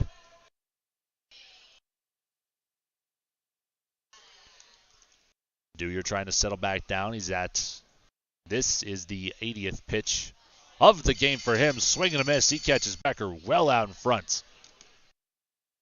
So quickly now it's 0-2 for the freshman from Iowa Central. 6'3", 215. He's a stacked batter. But now he's got to try to battle here. The 0-2. 3 pitches, 3 strikes. And a swing and a miss. Dewey gets Becker to chase one outside the zone again. And he gets retired for out number 2. Back to the beer batter, Carter Payne. 0 for 1 with a strikeout and a hit by pitch. So again, one thing that could add a little more excitement here, half-price beer. Should Dewey find a way to hand Payne a second strikeout, but instead first pitch misses low and away for ball 1. The 1-0. Swung on, grounded down the line, just foul. Crouch almost getting to that one. Would have been a very tough play had that not gotten past Crouch as well. Could have been extra bases. Again, Payne, very familiar within these confines at legendary Corbett Field. Played for the hometown Minot State Beavers, another D2 school in the Northern Sun. And he had a solo shot home run in yesterday's game. So he's looking for another pitch to drive, but not that time. Swing and a miss for strike 2.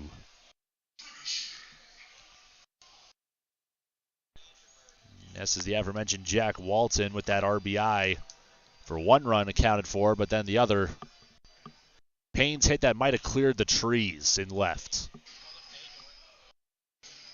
That was yesterday, but this is now. Payne 0 for 1 in the 5-hole. Watching ball 2 go away. 2 balls, 2 strikes, nobody on, and 2 down. Dewey with the 14th pitch this inning. Another foul ball. Monroe making his way back towards the fence, and he has no chance as it'll sail into the inflatables. So Trent Dewey already up to 86 pitches thrown.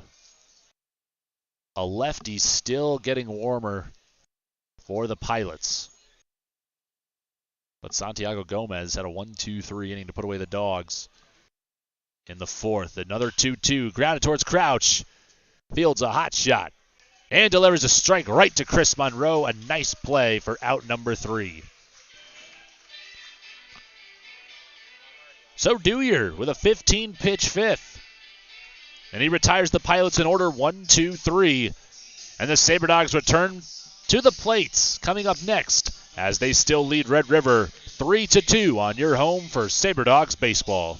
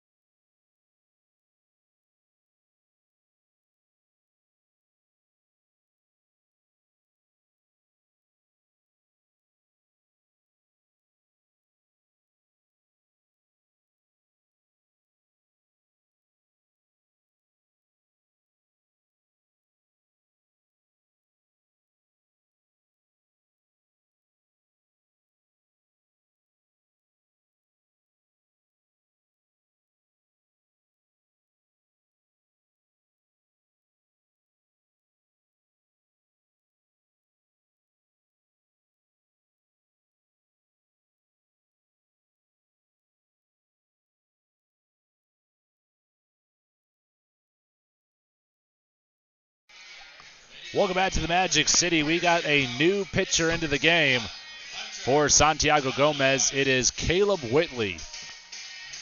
So there's an answer for why one of the top hitters for Red River not batting tonight for the Pilots, as he's on the bump in relief. We got Hunter Delanoy set to lead off for the Sabre Dogs, a .469 hitter. He gets chin music early. Santiago Gomez only giving up one run. Actually, no, one hit, rather. He gave up 2 earned runs, 3 total. The 1-0 pitch to Delanoy in there, a fastball called for strike 1. Gets him off the plate that time. Got a lefty-on-lefty matchup early here. Whitley making his 4th appearance. Hasn't appeared in any decisions yet. 5 earned runs on 8 total after strike 2 paints the corner. Whitley's given up 10 hits, 3 walks. Has not hit any batters. He has a 5.4 ERA. And here's the 1-2. Upstairs for ball 2.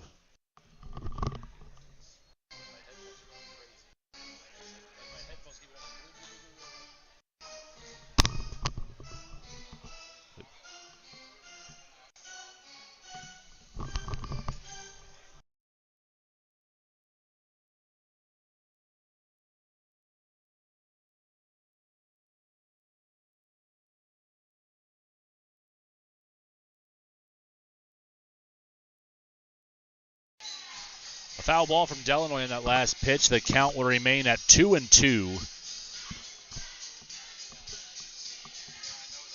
Hunter Delanoy 0 for 2 so far tonight. And here's the 2-2. Swung on, grounded towards the 4-3 hole, and Kirkman looks like he had a play on it, dove, but just couldn't grab it. It's a single.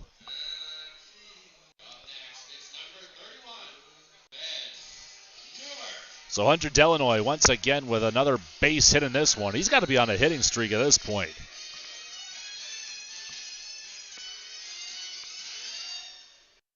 Tally that up for you. Hunter Delanoy. That's at least one base hit in 8 consecutive games. The guy is just simply consistent. Ben Newbert, the batter now. He will take a first pitch called strike 1 on the outer half. Newbert, he's still waiting for his first official at-bat through 2 plate appearances. He's walked both times. The 0-1. Swung on, hit the other way. A line drive to right. And back-to-back singles, and the Sabre Dogs now starting to heat up a little bit with the bats. They're heating up. Ben Newbert does what you should do on a low and outside pitch. Simply just hit it where it's pitched. A line drive and a right. And here comes Chris Monroe. 0 for 2 so far tonight. A .360 average heading into this game. I'm sure he'd like to help his case with a big hit here. The Sabre Dogs could use more run support. Ball 1 goes by. It's still 3-2. Trent Dewey with a much better 5th inning. But now we got to complement that and capitalize at the plates. The 1-0. Fastball. Monroe tries to shoot this one down the line the other way. Looks like he was somehow still a little out in front with that one. It's got the cap of the bat on it. Still found a way to hit it hard the other way. So even when you don't barrel balls up, but they still come off the bat pretty hard, you know you're a pretty strong guy. I think you could take one look at Chris Monroe and think he's probably one of the strongest hitters in the league. And you wouldn't be wrong. It's ball 2 outside. 2-1 the counts. Still no outs. But Monroe has gotten in a little bit of trouble in the past with double plays. He's trying to drive one here. The 2-1. just gets a piece of it, fouling it straight back to Willers. And that's strike 2. Now you got to choke up and battle up here.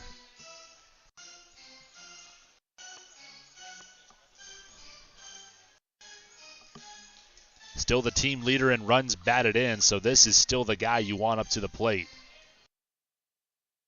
23 RBIs. Next closest is the man on first, Newbert, with 18. And this one a grounder to first base. A dribbler, and Becker has no problem, rather no choice but to step on the bag. Monroe still gets the job done on the unassisted ground out.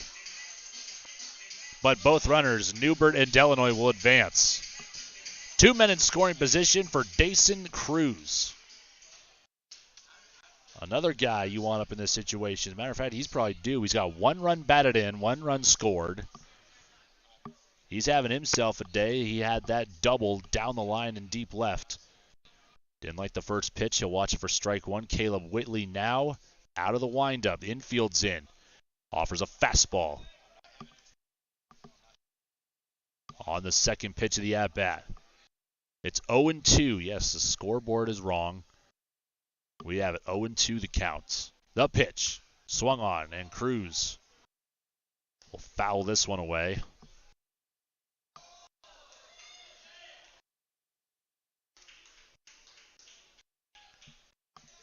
Cruz had an 0-4 performance in his debut, but since then has been solid.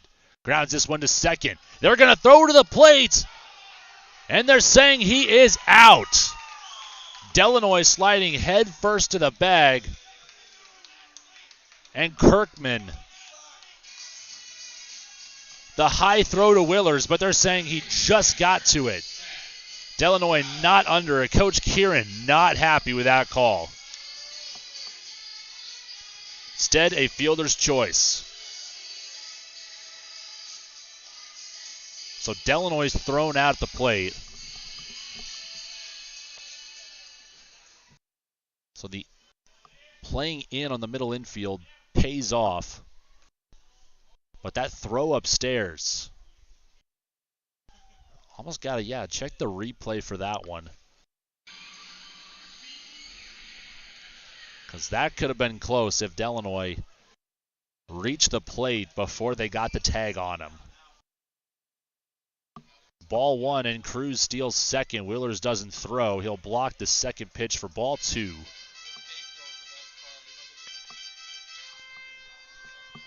And it's gut check time now for Seth Delgado. 2 runners on, second and third. 2 outs. And he's trying to either find a way on or find a way to bring those runners home. He'll get ball 3 outside. 3-0 count. Big decision whether to automatically take or if you give him the green light. Delgado's been good in situations like these. He's got the pitch. Fastball called. Just an inch off the plate for strike 1. So far, Delgado's got a hit by pitch, and he's 0 for 1, reaching on an error. 11 runs batted in, and he'll let ball 4 slide by. Bases are juiced once again, and it's up to Eddie Martinez. He's walked and grounded out.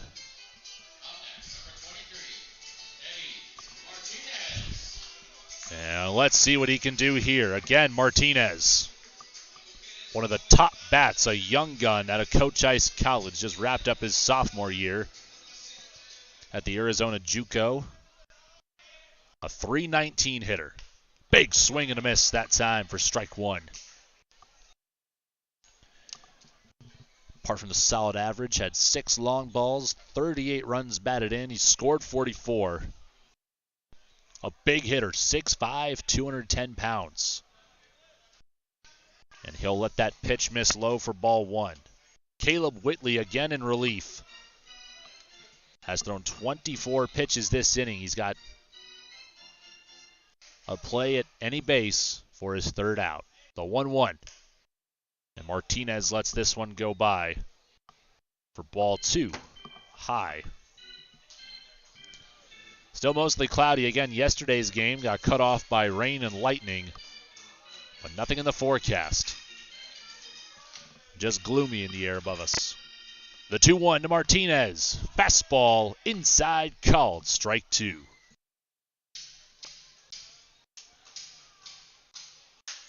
We'll have to find out if Martinez and Ozuna have committed to 4 years yet after their time for the Apaches. Here's the 2-2 pitch. Martinez fouls it away into the Sabre Dog dugout.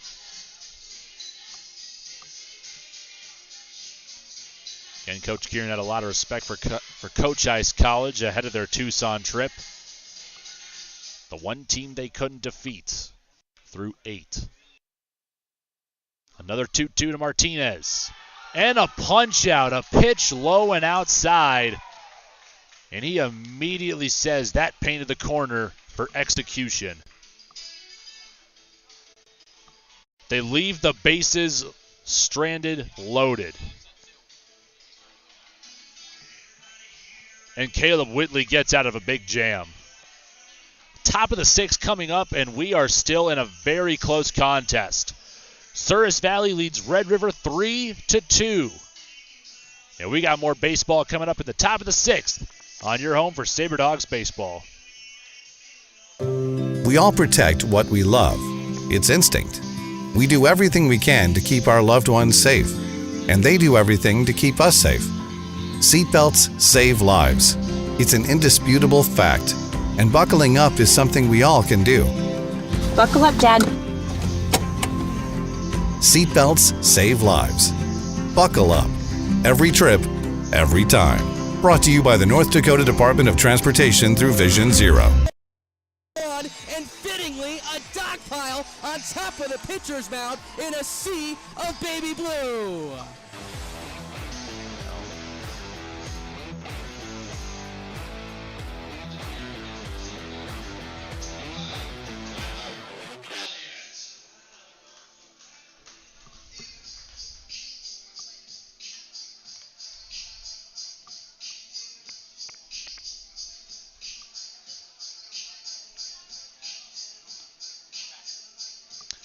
Welcome back to the Magic City. Trent Dewey's night has concluded, and Tyler Elliott out to pitch for the Sabre Dogs here in the top of the 6th. Elliott with a fastball in the low 90s has been a reliable reliever so far. He is making his 4th appearance here tonight. He has already thrown 4 1/3. His last time up, he battled a blister issue, but still gave everything he could. It was a perhaps the toughest 1 1/3 innings pitched I've ever seen.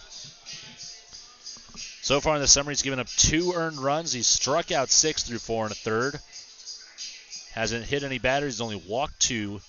Has an ERA of 4.15. And opponents are batting .235 against the right-hander. And his first pitch will be up and away for ball 1. Against Joey Hayden. This will be Elliott's 2nd time facing the Pilots. Swing and a miss on a fastball for strike 1.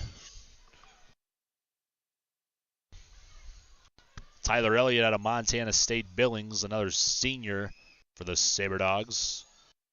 Hometown Prineville, Oregon, swung on and missed. Strike 2. For Joey Hayden, the batter. Hayden 1 for 2, had a very nice hit his last time up. 4th pitch, and away, and upstairs for ball 2. Elliott out of Billings had a 5.19 ERA, 52 Ks, and 13 walks in 35 innings. The 2-2. Swing and a miss! The curveball gets him. Strike 3.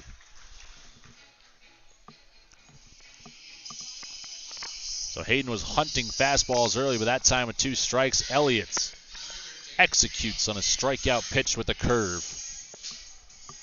Move right along now to Josh Simon, 1 for 2. And he had a big single that scored 2. So 2 runs batted in. And he's trying to restart things for the Pilots here in his 3rd at-bat. Lets a fastball go by for strike one. A pretty big zone tonight. We've had pitches given a few inches off the plate, both inside and out. So the hitters got to be up there ready to hit. We've still only seen 3 hits apiece from both these teams. But as I say that's ball one off the plate.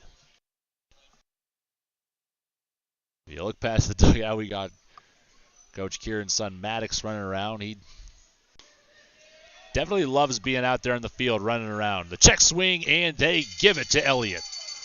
Strike two as he went around. So again, Coach Kieran with his son and wife in attendance.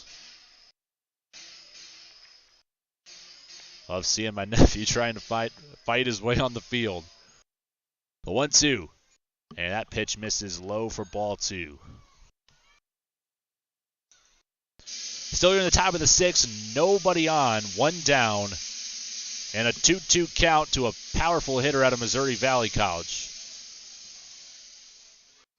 The 2-2. And it's outside for 3. The third ball of the at-bat. Another full count for Tyler Elliott. 10 pitches thrown so far. Trenton Dewey a much longer night tonight. 87-5 complete. Swing and a miss. Tyler Elliott throwing darts. Shout out, Drew. After back-to-back strikeouts, we move right along to Tanner Thompson.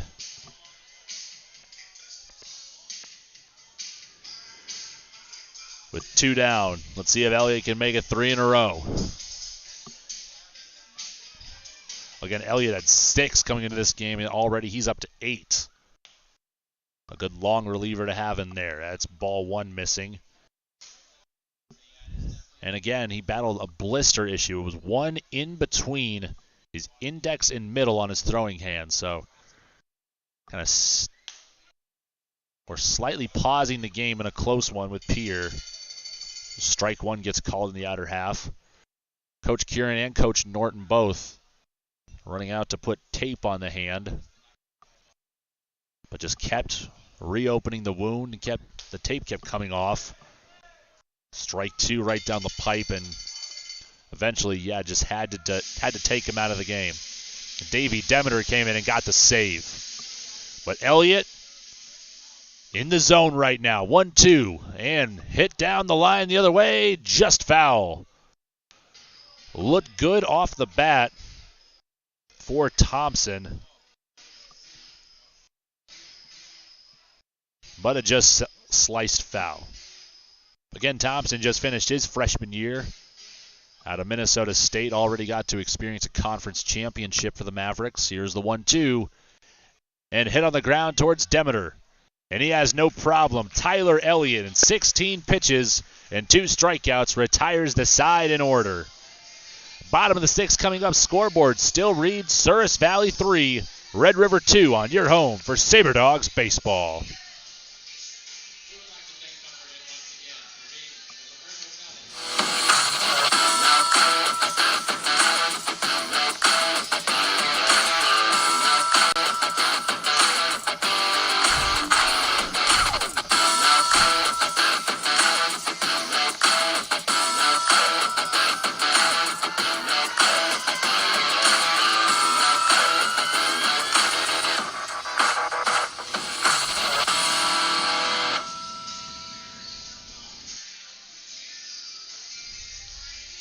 With a stay at Minot's Comfort Inn and Suites, you'll be within reach of some of the best summer spots in the Magic City, including the Dakota Square Mall, Minot State University, the North Dakota State Fairgrounds, and of course, Corbett Field, the home of the Souris Valley Sabre Dogs. When you book your stay, enjoy complimentary Wi-Fi, indoor pool, spa tub, fitness center, complete with great rooms available. Located at 3420 South Broadway. Book today by calling 701-838-5200. Comfort Inn and Suites, the official hotel service of the Souris Valley Sabre Dogs.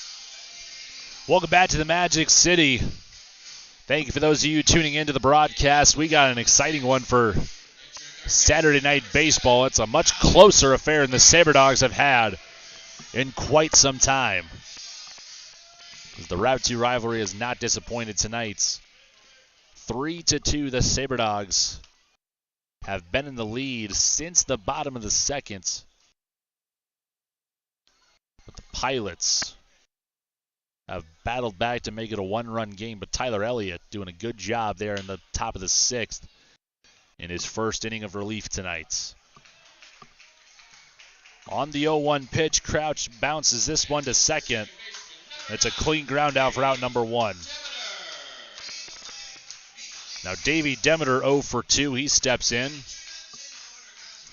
The last game hitting, he was 0 for 2 at Pier at Hyde Stadium. Got a couple of walks as well as one run batted in. See what Demeter can do here with nobody on. One down, lays down a bunt, just foul. Was going down the line, would have been beautifully placed. Started fair, but then got foul early. We have foul ball, strike one for Davey Demeter.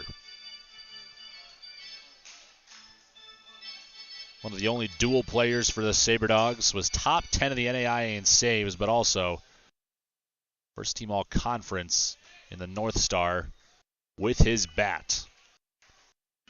Batted .371 for the Vikings, 14 home runs, and 49 runs batted in. For the utility man out of Santa Barbara, California, ropes this one to third, and Tanner Thompson has been undeniable. The backhand and the accuracy across the diamond. It's been on point tonight. Tanner Thompson at third. That's out number two, and we go back to the top of the order with Luis Pelayo. Luis Pelayo, another one of the Sabre Dogs. Already a handful that are trying to extend their playing career beyond this summer. Pelayo watches ball one go by. Trying to give Elliott a longer break as well as trying to get more run support. But ball two misses. You can't exactly put up double digits offensively every night. It's just not how baseball works. But boy, have the Sabre Dogs over the past week just been incredible offensively. That pitch gets fouled away, going back to the Pure first series at home. 62-3, they outscored the Trappers. They then took the next three. Pretty close. Just 12 games through two. Just 12 runs through the first two in the next series. But then 18 on their third road game of the year at Hyde Stadium. Ball three misses outside on the last pitch. Actually inside. It's a full count. Whitley to Pelayo. Popped him up the other way. Hayden should have no problem. Makes the grab and straightaway left for out number three, and Whitley, after leaving the bases loaded in the bottom of the fifth, will retire the Sabre Dogs in order in the sixth. Top of the seventh coming up. It's still Souris Valley 3, Red River 2 on your home for Sabre Dogs baseball.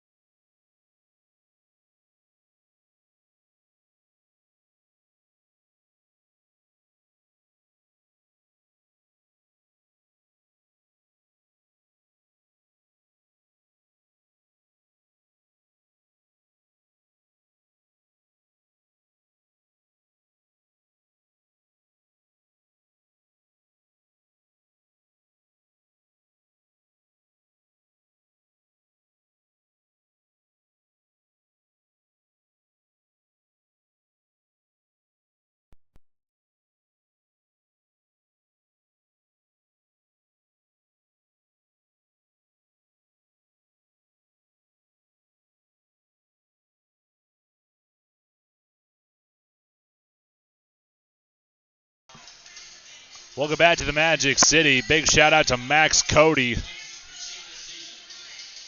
one of Minot State men's basketball's finest. He'll have a career there that goes down in history. But he did Division 0 promotion tonight, and it didn't really go his way. Rather than kickball, he should just stick to basketball. Tyler Elliott's back out on the mound for his second inning of work as that ball misses inside and high for ball one. Jared Kirkman leads things off for the Pilots. 9-1-2. Due up for Red River here in the top of the seventh. Again, it was Josh Simon who got them within reach with a 2 RBI single. Check swing for strike one. That 2 RBI single came in the fourth. But since then, we've been scoreless. The score has just been stuck at 3-2. Souris Valley just holding on to the lead. And a fastball just missing inside for ball two.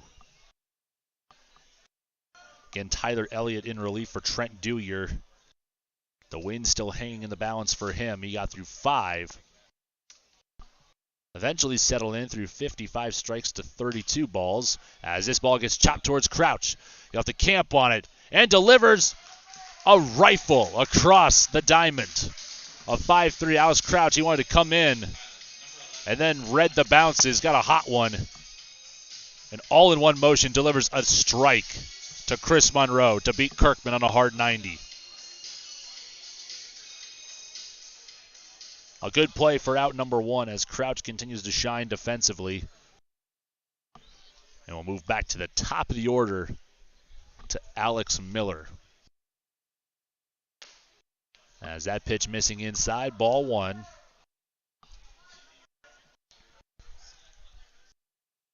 1-0 count. Ben Lavorsi going to head back over to the bullpen to meet Marco Ozuna. So we'll have the right-hander out of Coach Ice, potentially making his debut still tonight. We're very excited to see Ozuna donning the blue this summer. 1-1, a bunt misses for strike 2. Alex Miller trying to pull a fast one on Crouch, but instead he comes up empty-handed. The slider bites him that time. It's 1-2 in the count. 1 down, nobody on base. Tyler Elliott fires. Does he paint the corner?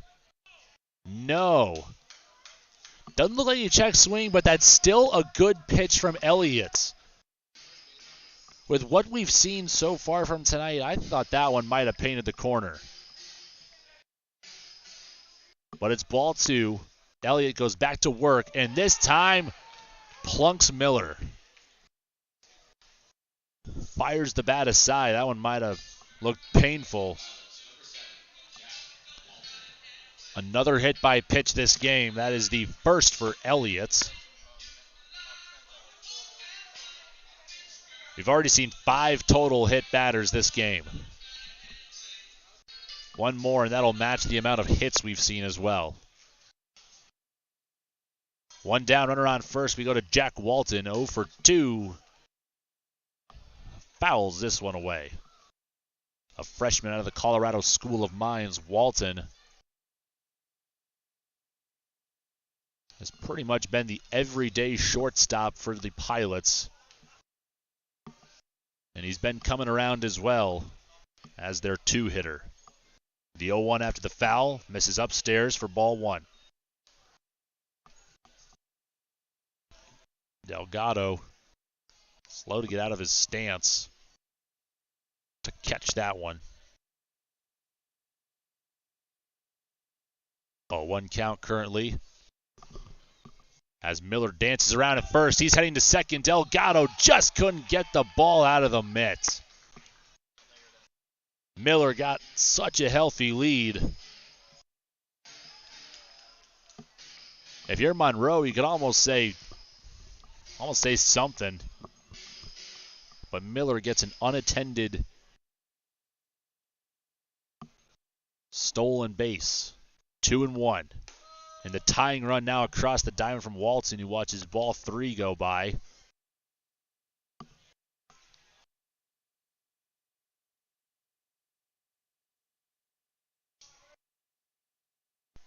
We either got 2-1 or 3-1 in the count. Elliott gets his pitch. Another healthy lead from Miller, the 3-1, and it misses for ball 4.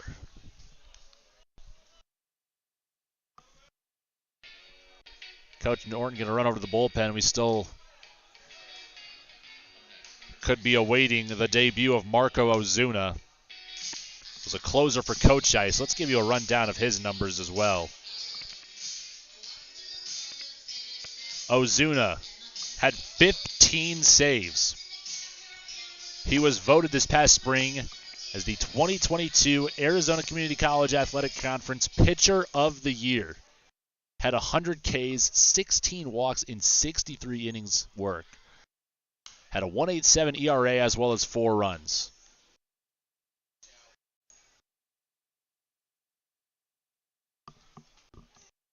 Foul ball for strike 1 for Jason Willers.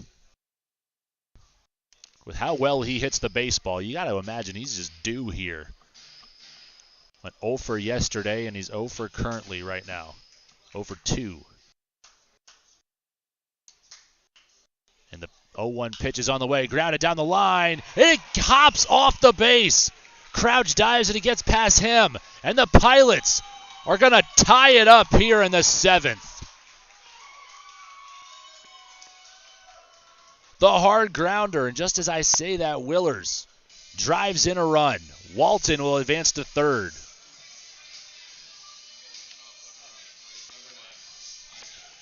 It's an RBI single, and it's a tie ball game now, 3-3. For the first time, the starter for Souris Valley won't be in the decision. Trent Dewyer, no longer in contention for the W. That now belongs to Elliott. He's just trying to get out of this one. That pitch missing high and in, forcing Becker to duck out of the way.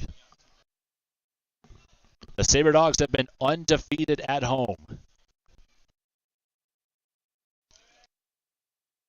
They've had 10 wins at Corbett Field. They're trying to keep that alive, as well as an 8-game winning streak alive here tonight. Second pitch curveball in there, called for strike 1. But the go-ahead run is now just 90 feet away for the Pilots. And that was finally their 4th base hit this inning. This one grounded towards Cruz. Flips to Demeter. The throw to Monroe. In time. A double play. So Tyler Elliott gets out of the jam. It's a tie ball game, but that was huge. They jam Becker, make him roll over to short, and Cruz doesn't miss a beat. Along with Demeter, a double play, 6-4-3 to finally stop Red River in the 7th. We're going to get stretched out here, and the Sabre Dogs are going to try to wake up the bats when we come back for the bottom of the 7th from Corbett Fields. It's a 3-3 ball game, and we'll be right back on your home for Sabre Dogs baseball.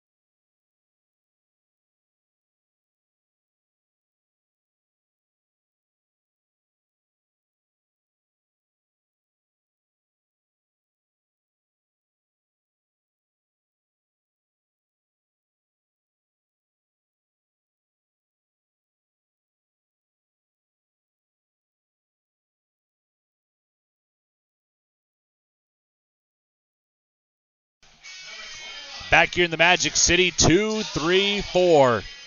Due up for the Sabre Dogs. A good spot in the order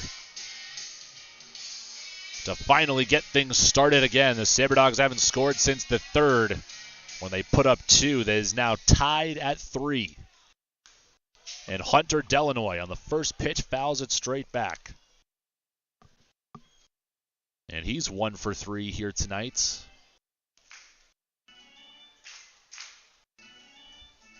Got to see what he does with it here. He has the career batting average record at 357. Lets that pitch just miss inside. Would have worn it. But doesn't touch him. Again, Delanoy was voted to his 3rd GLIAC first team all-conference this past spring. It was 3 straight trips to that honor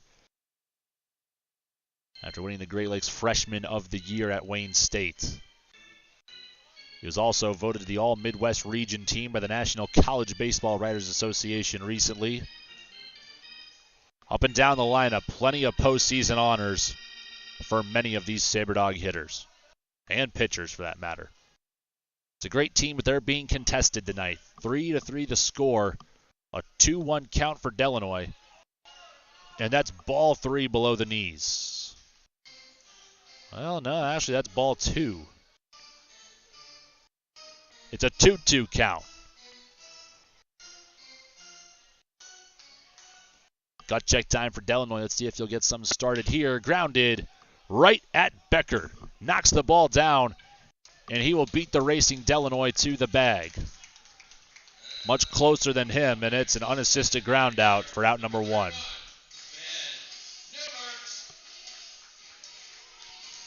With 1 down now, we go to Ben Newbert. He's reached base safely 3 consecutive times. 2 walks, and he singled his last time. We could use another big swing from Benny Blass as he pops this one up on the first pitch, foul, and out of play.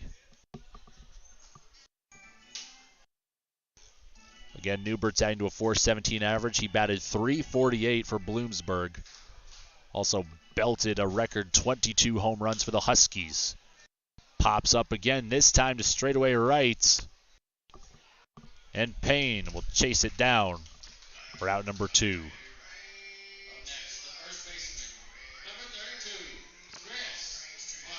All the Sabre Dogs need is just 1 to retake the lead. But the Pilots have been at their heels all game, and they've been held at bay offensively. 3 runs on 3 base hits. Due to 5 walks, they've been handed some stuff here tonight. But the clutch factor is going to be tested tonight. Monroe fouls off the first pitch for strike 1, 0 for 3. Not having his night. He could turn his fortunes here. 0-1. Big swing and a miss. Catches him out front of the changeup. Strike 2. Caleb Whitley, an effective dual player. He has been outstanding here in relief. He's looking for his 3rd out here for 3 complete innings. Begins the windup. Willer shading outside, and Monroe rips this one towards the gap in left center. It's down. His first base hit of the day. And it's going to be a single with 2 strikes. Good piece of hitting, and now let's see if the Sabre Dogs can stack with 2. And a man on first. Dason Cruz will step up to the plate now. 1 for 3 tonight. It's a bit of a hotter day today. 85 degrees, but now might have a little bit of a chill in the air here in Minot.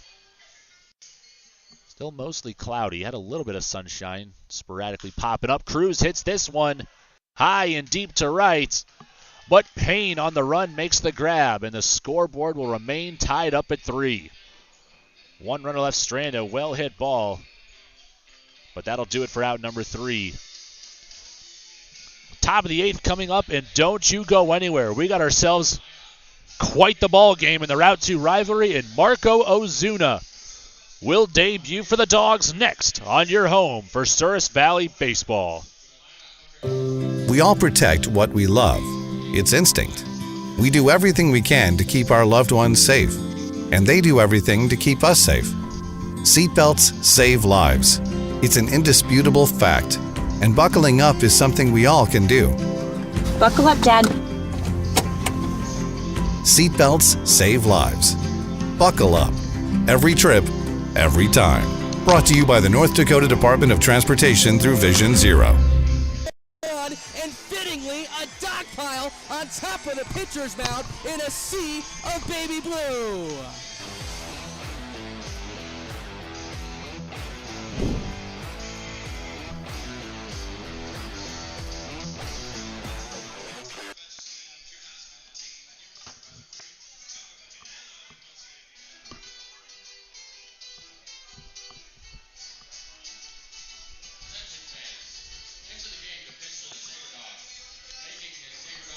Welcome back to the Magic City, and warming up, Marco Ozuna. As you can tell, I have been pretty excited waiting for him to come to the Magic City. He's here, and he's making his SaberDog debut. A fastball with two-seam movement coming in the mid-90s. He's also got a slider that you can bet is also pretty crispy on the way to the plates. So we're tied up at 3. It could be Marco Ozuna or Caleb Whitley in the balance for the win here tonight. Let's see how the Pilots hit Marco. The first pitch, fastball, inside called, strike one. Now again, Ozuna, a right-handed pitcher, just wrapped up his career at Cochise College, made 31 appearances out of the bullpen, 4-0 record, 15 saves for the Apaches. And in 62 innings pitched, he chucked 100 strikeouts to just 16 walks, and he had an ERA of 1.87. So 1-1 count, nobody on, nobody outs for Carter Payne. Backs off a slider for ball 2. Again, Ozuna was the 2022 ACCAC Pitcher of the Year. He's behind in the count currently. 2 balls to a strike. And the 2-1. Slider in there. Strike 1. Strike 2 called. Coach Kieran had a lot of praise for Ozuna after seeing him pitch in Tucson in a 3-1 defeat for Bismarck State College. Here's the 2-2. Slider and a punch out. Strike 3. The second strikeout to the beer batter Payne tonight. And there's more to cheer about. Half-price beer for the rest of the 8th. And we have just one of the 6 outs remaining for it. Joey Hayden steps up to the plate, 1 for 3 so far. Ozuna with a first pitch slider to Hayden. Missing outside ball 1. Our very own Ty Barrett had the pleasure, or rather should I say displeasure, of having the first session of catch with Ozuna. The 1-0 pitch, swing and a miss. Blows the heater by outside for strike 1. And Barrett, yeah, you can bet he needed ice on the hands. He had an ice pack. I asked him, how was it? And he said it felt 95. And his slider felt 95 too. It's ball 2 outside. Ozuna once again a 2-1 count. Still in contention for the win tonight. Pitching to Seth Delgado. Here's the 2-1. Gets a fastball. Hayden pops up down the line and left, and Alex Crouch tracks it down. I don't think that's firewood on that one. Hayden just got jammed and popped up the other way. And Crouch makes another play at third. We'll move to Josh Simon. Another Santa Cruz Aruba batter. Same hometown as our very own Luis Palayo. Let's see if he has the answer for the man out of Casa Grande, Arizona. Fastball inside, strike 1. And these SaberDog fans starting to admire the heat. An 0-1 count, Ozuna with the pitch. Fastball foul straight back. Strike 2. Ozuna with an 0-2 count.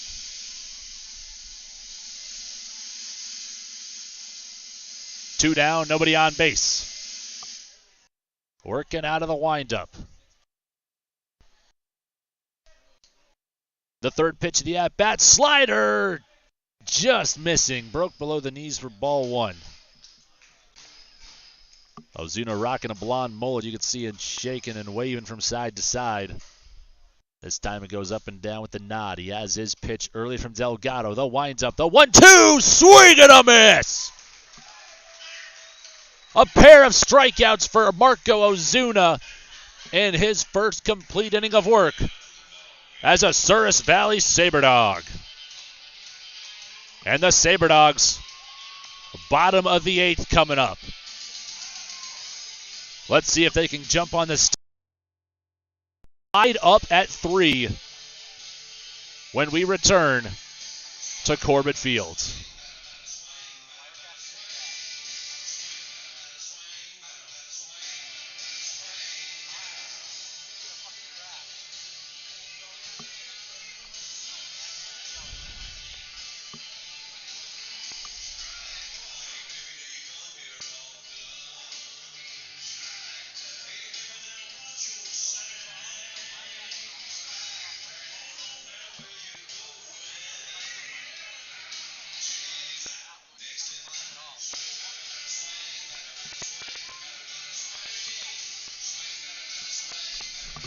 Seth Delgado at the plate facing Caleb Whitley. He's been phenomenal in relief after 3 complete innings. That first pitch missing for ball 1. 6, 7, 8 due up for the Dogs as Delgado waves at this one, fouls it off. 0 for 1 day currently for Delgado. He's reached base safely twice now.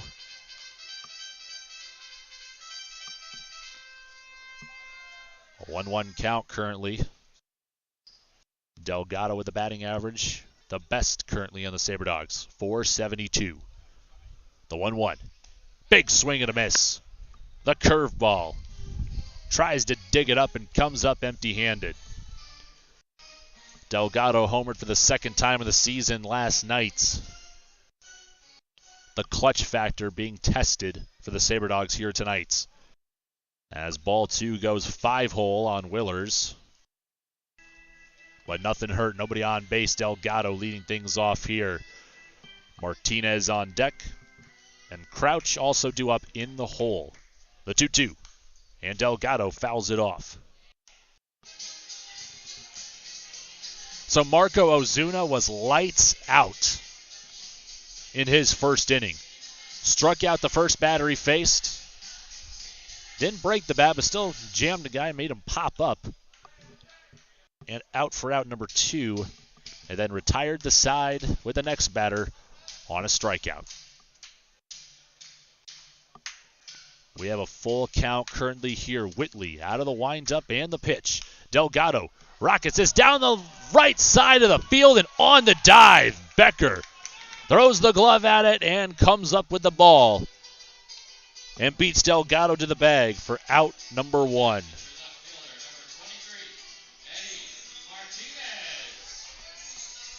All season long when we've seen the Pilots, they have been making fantastic defensive plays. Coach Matty Hollum has recruited quite the defensive team. It's ball 1 high to Eduardo Martinez. 0 for 2 so far. Struck out with the bases loaded, but he could pay up for it here. Watches ball 2 away. He's got a 2-0 hitters count. Got to find one pitch here. You can stay patient, but if it's there, you got to drive it. Here's the 2-0. Swung on, fouled it straight back and out of play into the parking lot of Corbett Fields.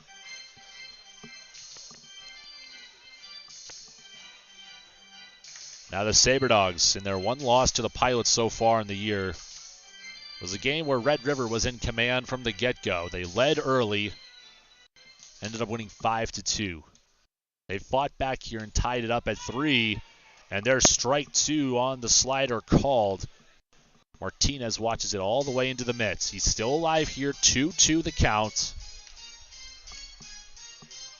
Eddie trying to start something offensively for Souris Valley. Whitley shakes off a couple pitches and begins his wind. The 2-2. Swung on, popped him up to straightaway right. And no problem for Carter Payne for out number 2.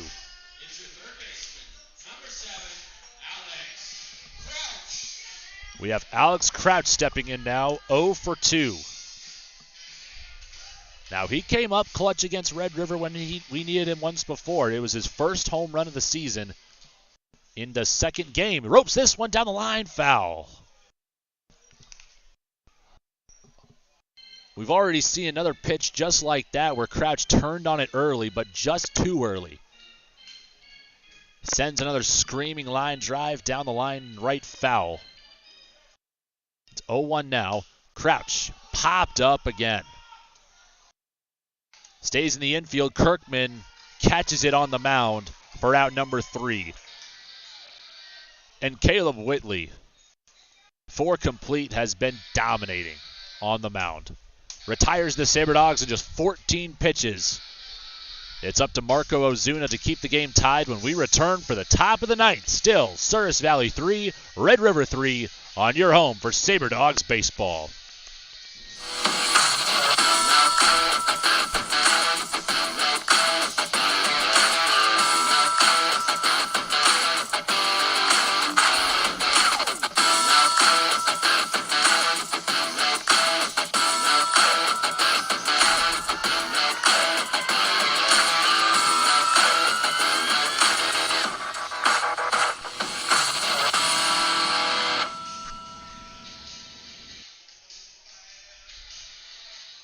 With a stay at Minot's Comfort Inn and Suites, you'll be within reach of some of the best summer spots in the Magic City, including the Dakota Square Mall, Minot State University, the North Dakota State Fairgrounds, and of course, Corbett Field, the home of the Souris Valley Sabre Dogs. When you book your stay, enjoy complimentary Wi-Fi, indoor pool, spa tub, fitness center, complete with great rooms available. Located at 3420 South Broadway. Book today by calling 701-838-5200. Comfort Inn and Suites, the official hotel service of the Souris Valley Sabre Dogs. Welcome back to the Magic City. Marco Ozuna trying to make a little more magic happen out there on the mound. His first inning as a Sabre Dog under his belt. Now, he just got into town a couple of nights ago. The team has a group meet, but he has been probably the most vocal player, and it's a fun guy to have around as he offers the first pitch strike on a slider to Tanner Thompson. But Ozuna, a good teammate to have, but as well as a phenomenal pitcher. The 0-1. Fastball. Called strike 2. So now the Pilots, they got their work cut out for them. Marco Ozuna. I've said time and time again tonight already his stats. But it's one thing on paper. You just got to watch this guy throw. Looks very challenging. That slider just missing low for ball 1. It's a 1-2 count. The 8-hitter for the Pilots, Thompson, leading things off. They got a right-hander warming up. Check swing. He went. Delgado got a throw to first. And he hits Monroe in the chest. A drop third strike for out number 1.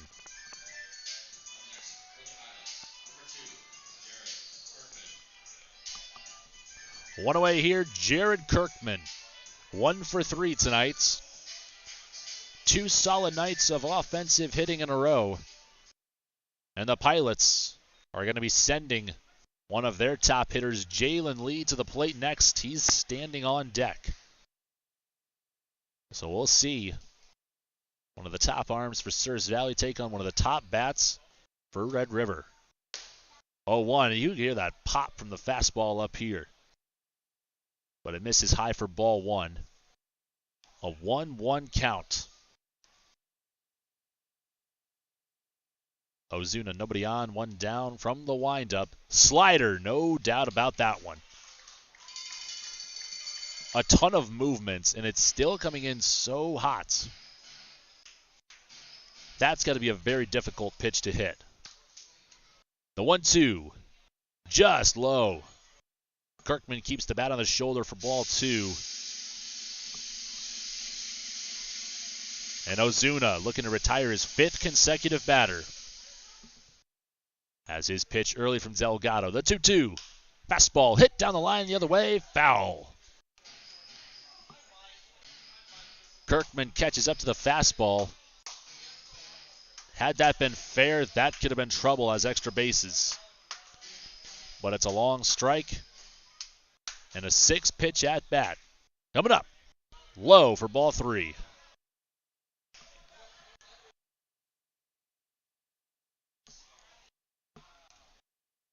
Ozuna with a fastball, a slider, and a changeup. Trying to mix it up, but also just trying to blow it past the Pilot hitters. The fastball in the dirt, they say. He went, but there's no play at first. No drop third strike. This time it's just a swing and a miss on the check swing for out number 2. And indeed, the pinch hitter now, Jalen Lee, stepping in.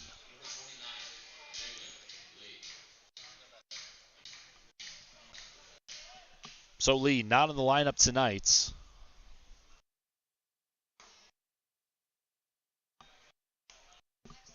As ball 1 misses.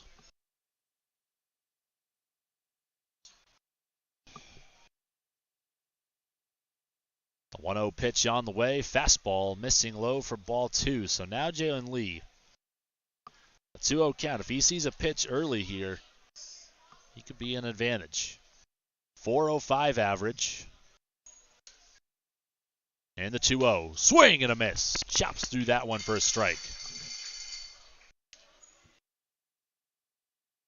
And now remember, we're not going to be having extra inning ball games. A home run contest could be in effect here should neither of these teams score, as this ball gets chopped to short. Cruz to first in time for out number 3. But before we get to the home run contest, 3 versus 3, it's up to Souris Valley to try and walk it off here, as we're still tied 3-3 between Souris Valley and Red River in the Route 2 rivalry. More baseball next on your home for Souris Valley Sabre Dogs baseball. We all protect what we love. It's instinct. We do everything we can to keep our loved ones safe, and they do everything to keep us safe. Seatbelts save lives. It's an indisputable fact, and buckling up is something we all can do. Buckle up, Dad. Seatbelts save lives. Buckle up. Every trip, every time. Brought to you by the North Dakota Department of Transportation through Vision Zero. And fittingly, a dog pile on top of the pitcher's mound in a sea of baby blue.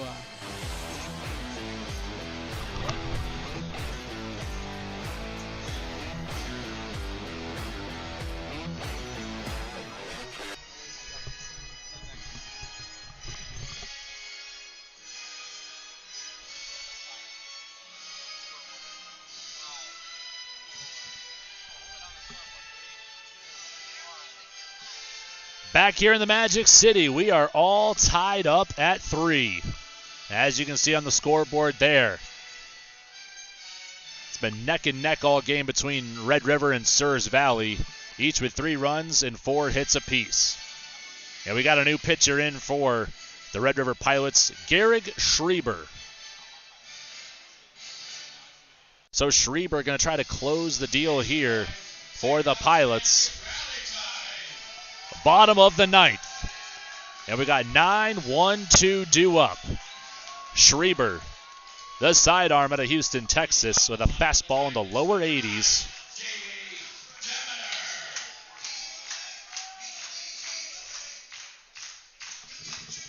He's been effective. He threw 21 pitches in yesterday's contest. So I get you a look at his numbers on the season. He's making his 5th appearance here tonight. First pitch to Demeter. Sits on a fastball in the inner half, called for strike 1. Also has 1 save, 4 strikeouts, and 11 earned runs. Has an ERA of 10.6. Demeter lets ball 1 go by, 1-1 count. Now again, bottom of the 9th. Souris Valley could end it here on a walk-off. But there will be no extra innings, should they not. Demeter ropes this one back up the middle. A leadoff single for Davey Demeter. A good piece of hitting there, but again, we're going to give you that run. Games that are tied after 9 innings will be decided by a home run competition. So should the Sabre Dogs not score here, both Red River and Souris Valley are going to select 3 players for a home run competition. Each player has 5 swings, and they don't count for pitches. 5 swings, regardless of if they swing or not.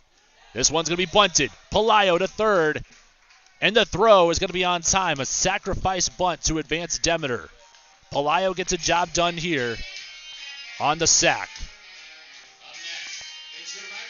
Thompson with another put out, but Demeter is safe at second. And we move to Hunter Delanoy. So again, the visiting team, in this case the Pilots, will bat first. And they're going to intentionally walk Hunter Delanoy. An intentional walk. So we got men on first and second for Benny Bless, Mr. Ben Newbert. The Whalers is going to head out to the mound, talk things over with Schreiber. Newbert talking over with Coach K really quick. We're going to test the clutchness of Ben Newbert here. He's 1 for 2 tonight. 3 home runs, 18 runs batted in. He flew out earlier, but also had a line drive the other way. Should he get another one of those, then look out. That might be the ball game. Like the theme song, he's feeling good, Mr. Michael Bublé. He awaits the first pitch from Schreiber, the Submarine. He sets in the stretch. And the first pitch. Newbert. You can tell he wants to be in this situation. A check swing right there. He held off. A 1-0 count for Newbert. Second pitch. Cranks this one to left. And they're going to send him. Demeter around third. And that's going to do it. Ben Newbert walks it off for the Sabre Dogs. Souris Valley wins it on a Ben Newbert walk-off. And there's the water bath for Newbert. He got all of it. You'll love to see it. The boys in blue walk it off in the Magic City. We're going to have the post-game show coming up, but what a sight. The Navy and Powder prevail once again in the Route 2 rivalry. Final score, Sabre Dogs 4, Pilots 3. Your post-game show coming up shortly. We're going to try to get Ben Newbert up here as well as Coach K. Marco Ozuna will get the win in his debut. But you got to give it to Benny. We'll be right back for your post-game show coming up next from the First Western Bank and Trust broadcasting booth. Once again, Dogs win.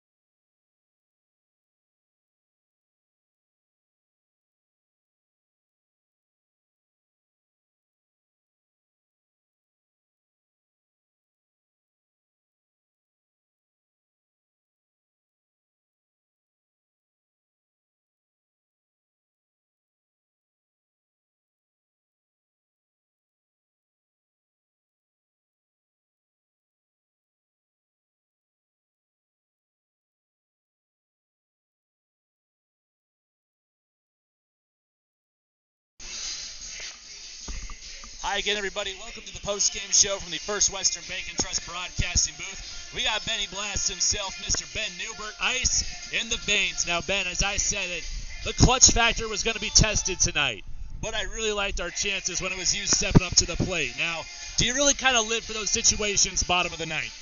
I mean, it's probably the most exciting situation you can be in when you're going to try to walk off the game in the bottom of the ninth. I'm glad I was able to do it and stay inside of a pitch. I got jammed, but I'm still glad it went over his head. Yep, and then again, it would have been a tough throw contested for Hayden, but we had Demeter on his horse rounding third. Very exciting stuff. So again, you've been a very consistent batter. That much can be said. .417 average coming into this one. 2 for 3, but again, you're a guy that's never really content. You know, you're always expecting to do more, do better, but again, you've been having quite a summer so far. So, you know, what are you trying to do for more success out there at the plate? Honestly, I'm just trying to stay inside the baseball and shoot it to both gaps. Figure if I keep liners, the high ones I catch are going to go. Honestly, if I keep doing that, I'll be happy with the year. Well, again, as I said, I liked our chances with you coming up to the plate in the bottom of the ninth, but we would have had a home run competition had you not delivered. I would have liked our chances with you at the plate as well. But, Ben, you're the hero of this one in the Route 2 rivalry. Anything else you want to add? No, sir. Go Dogs. Let's go.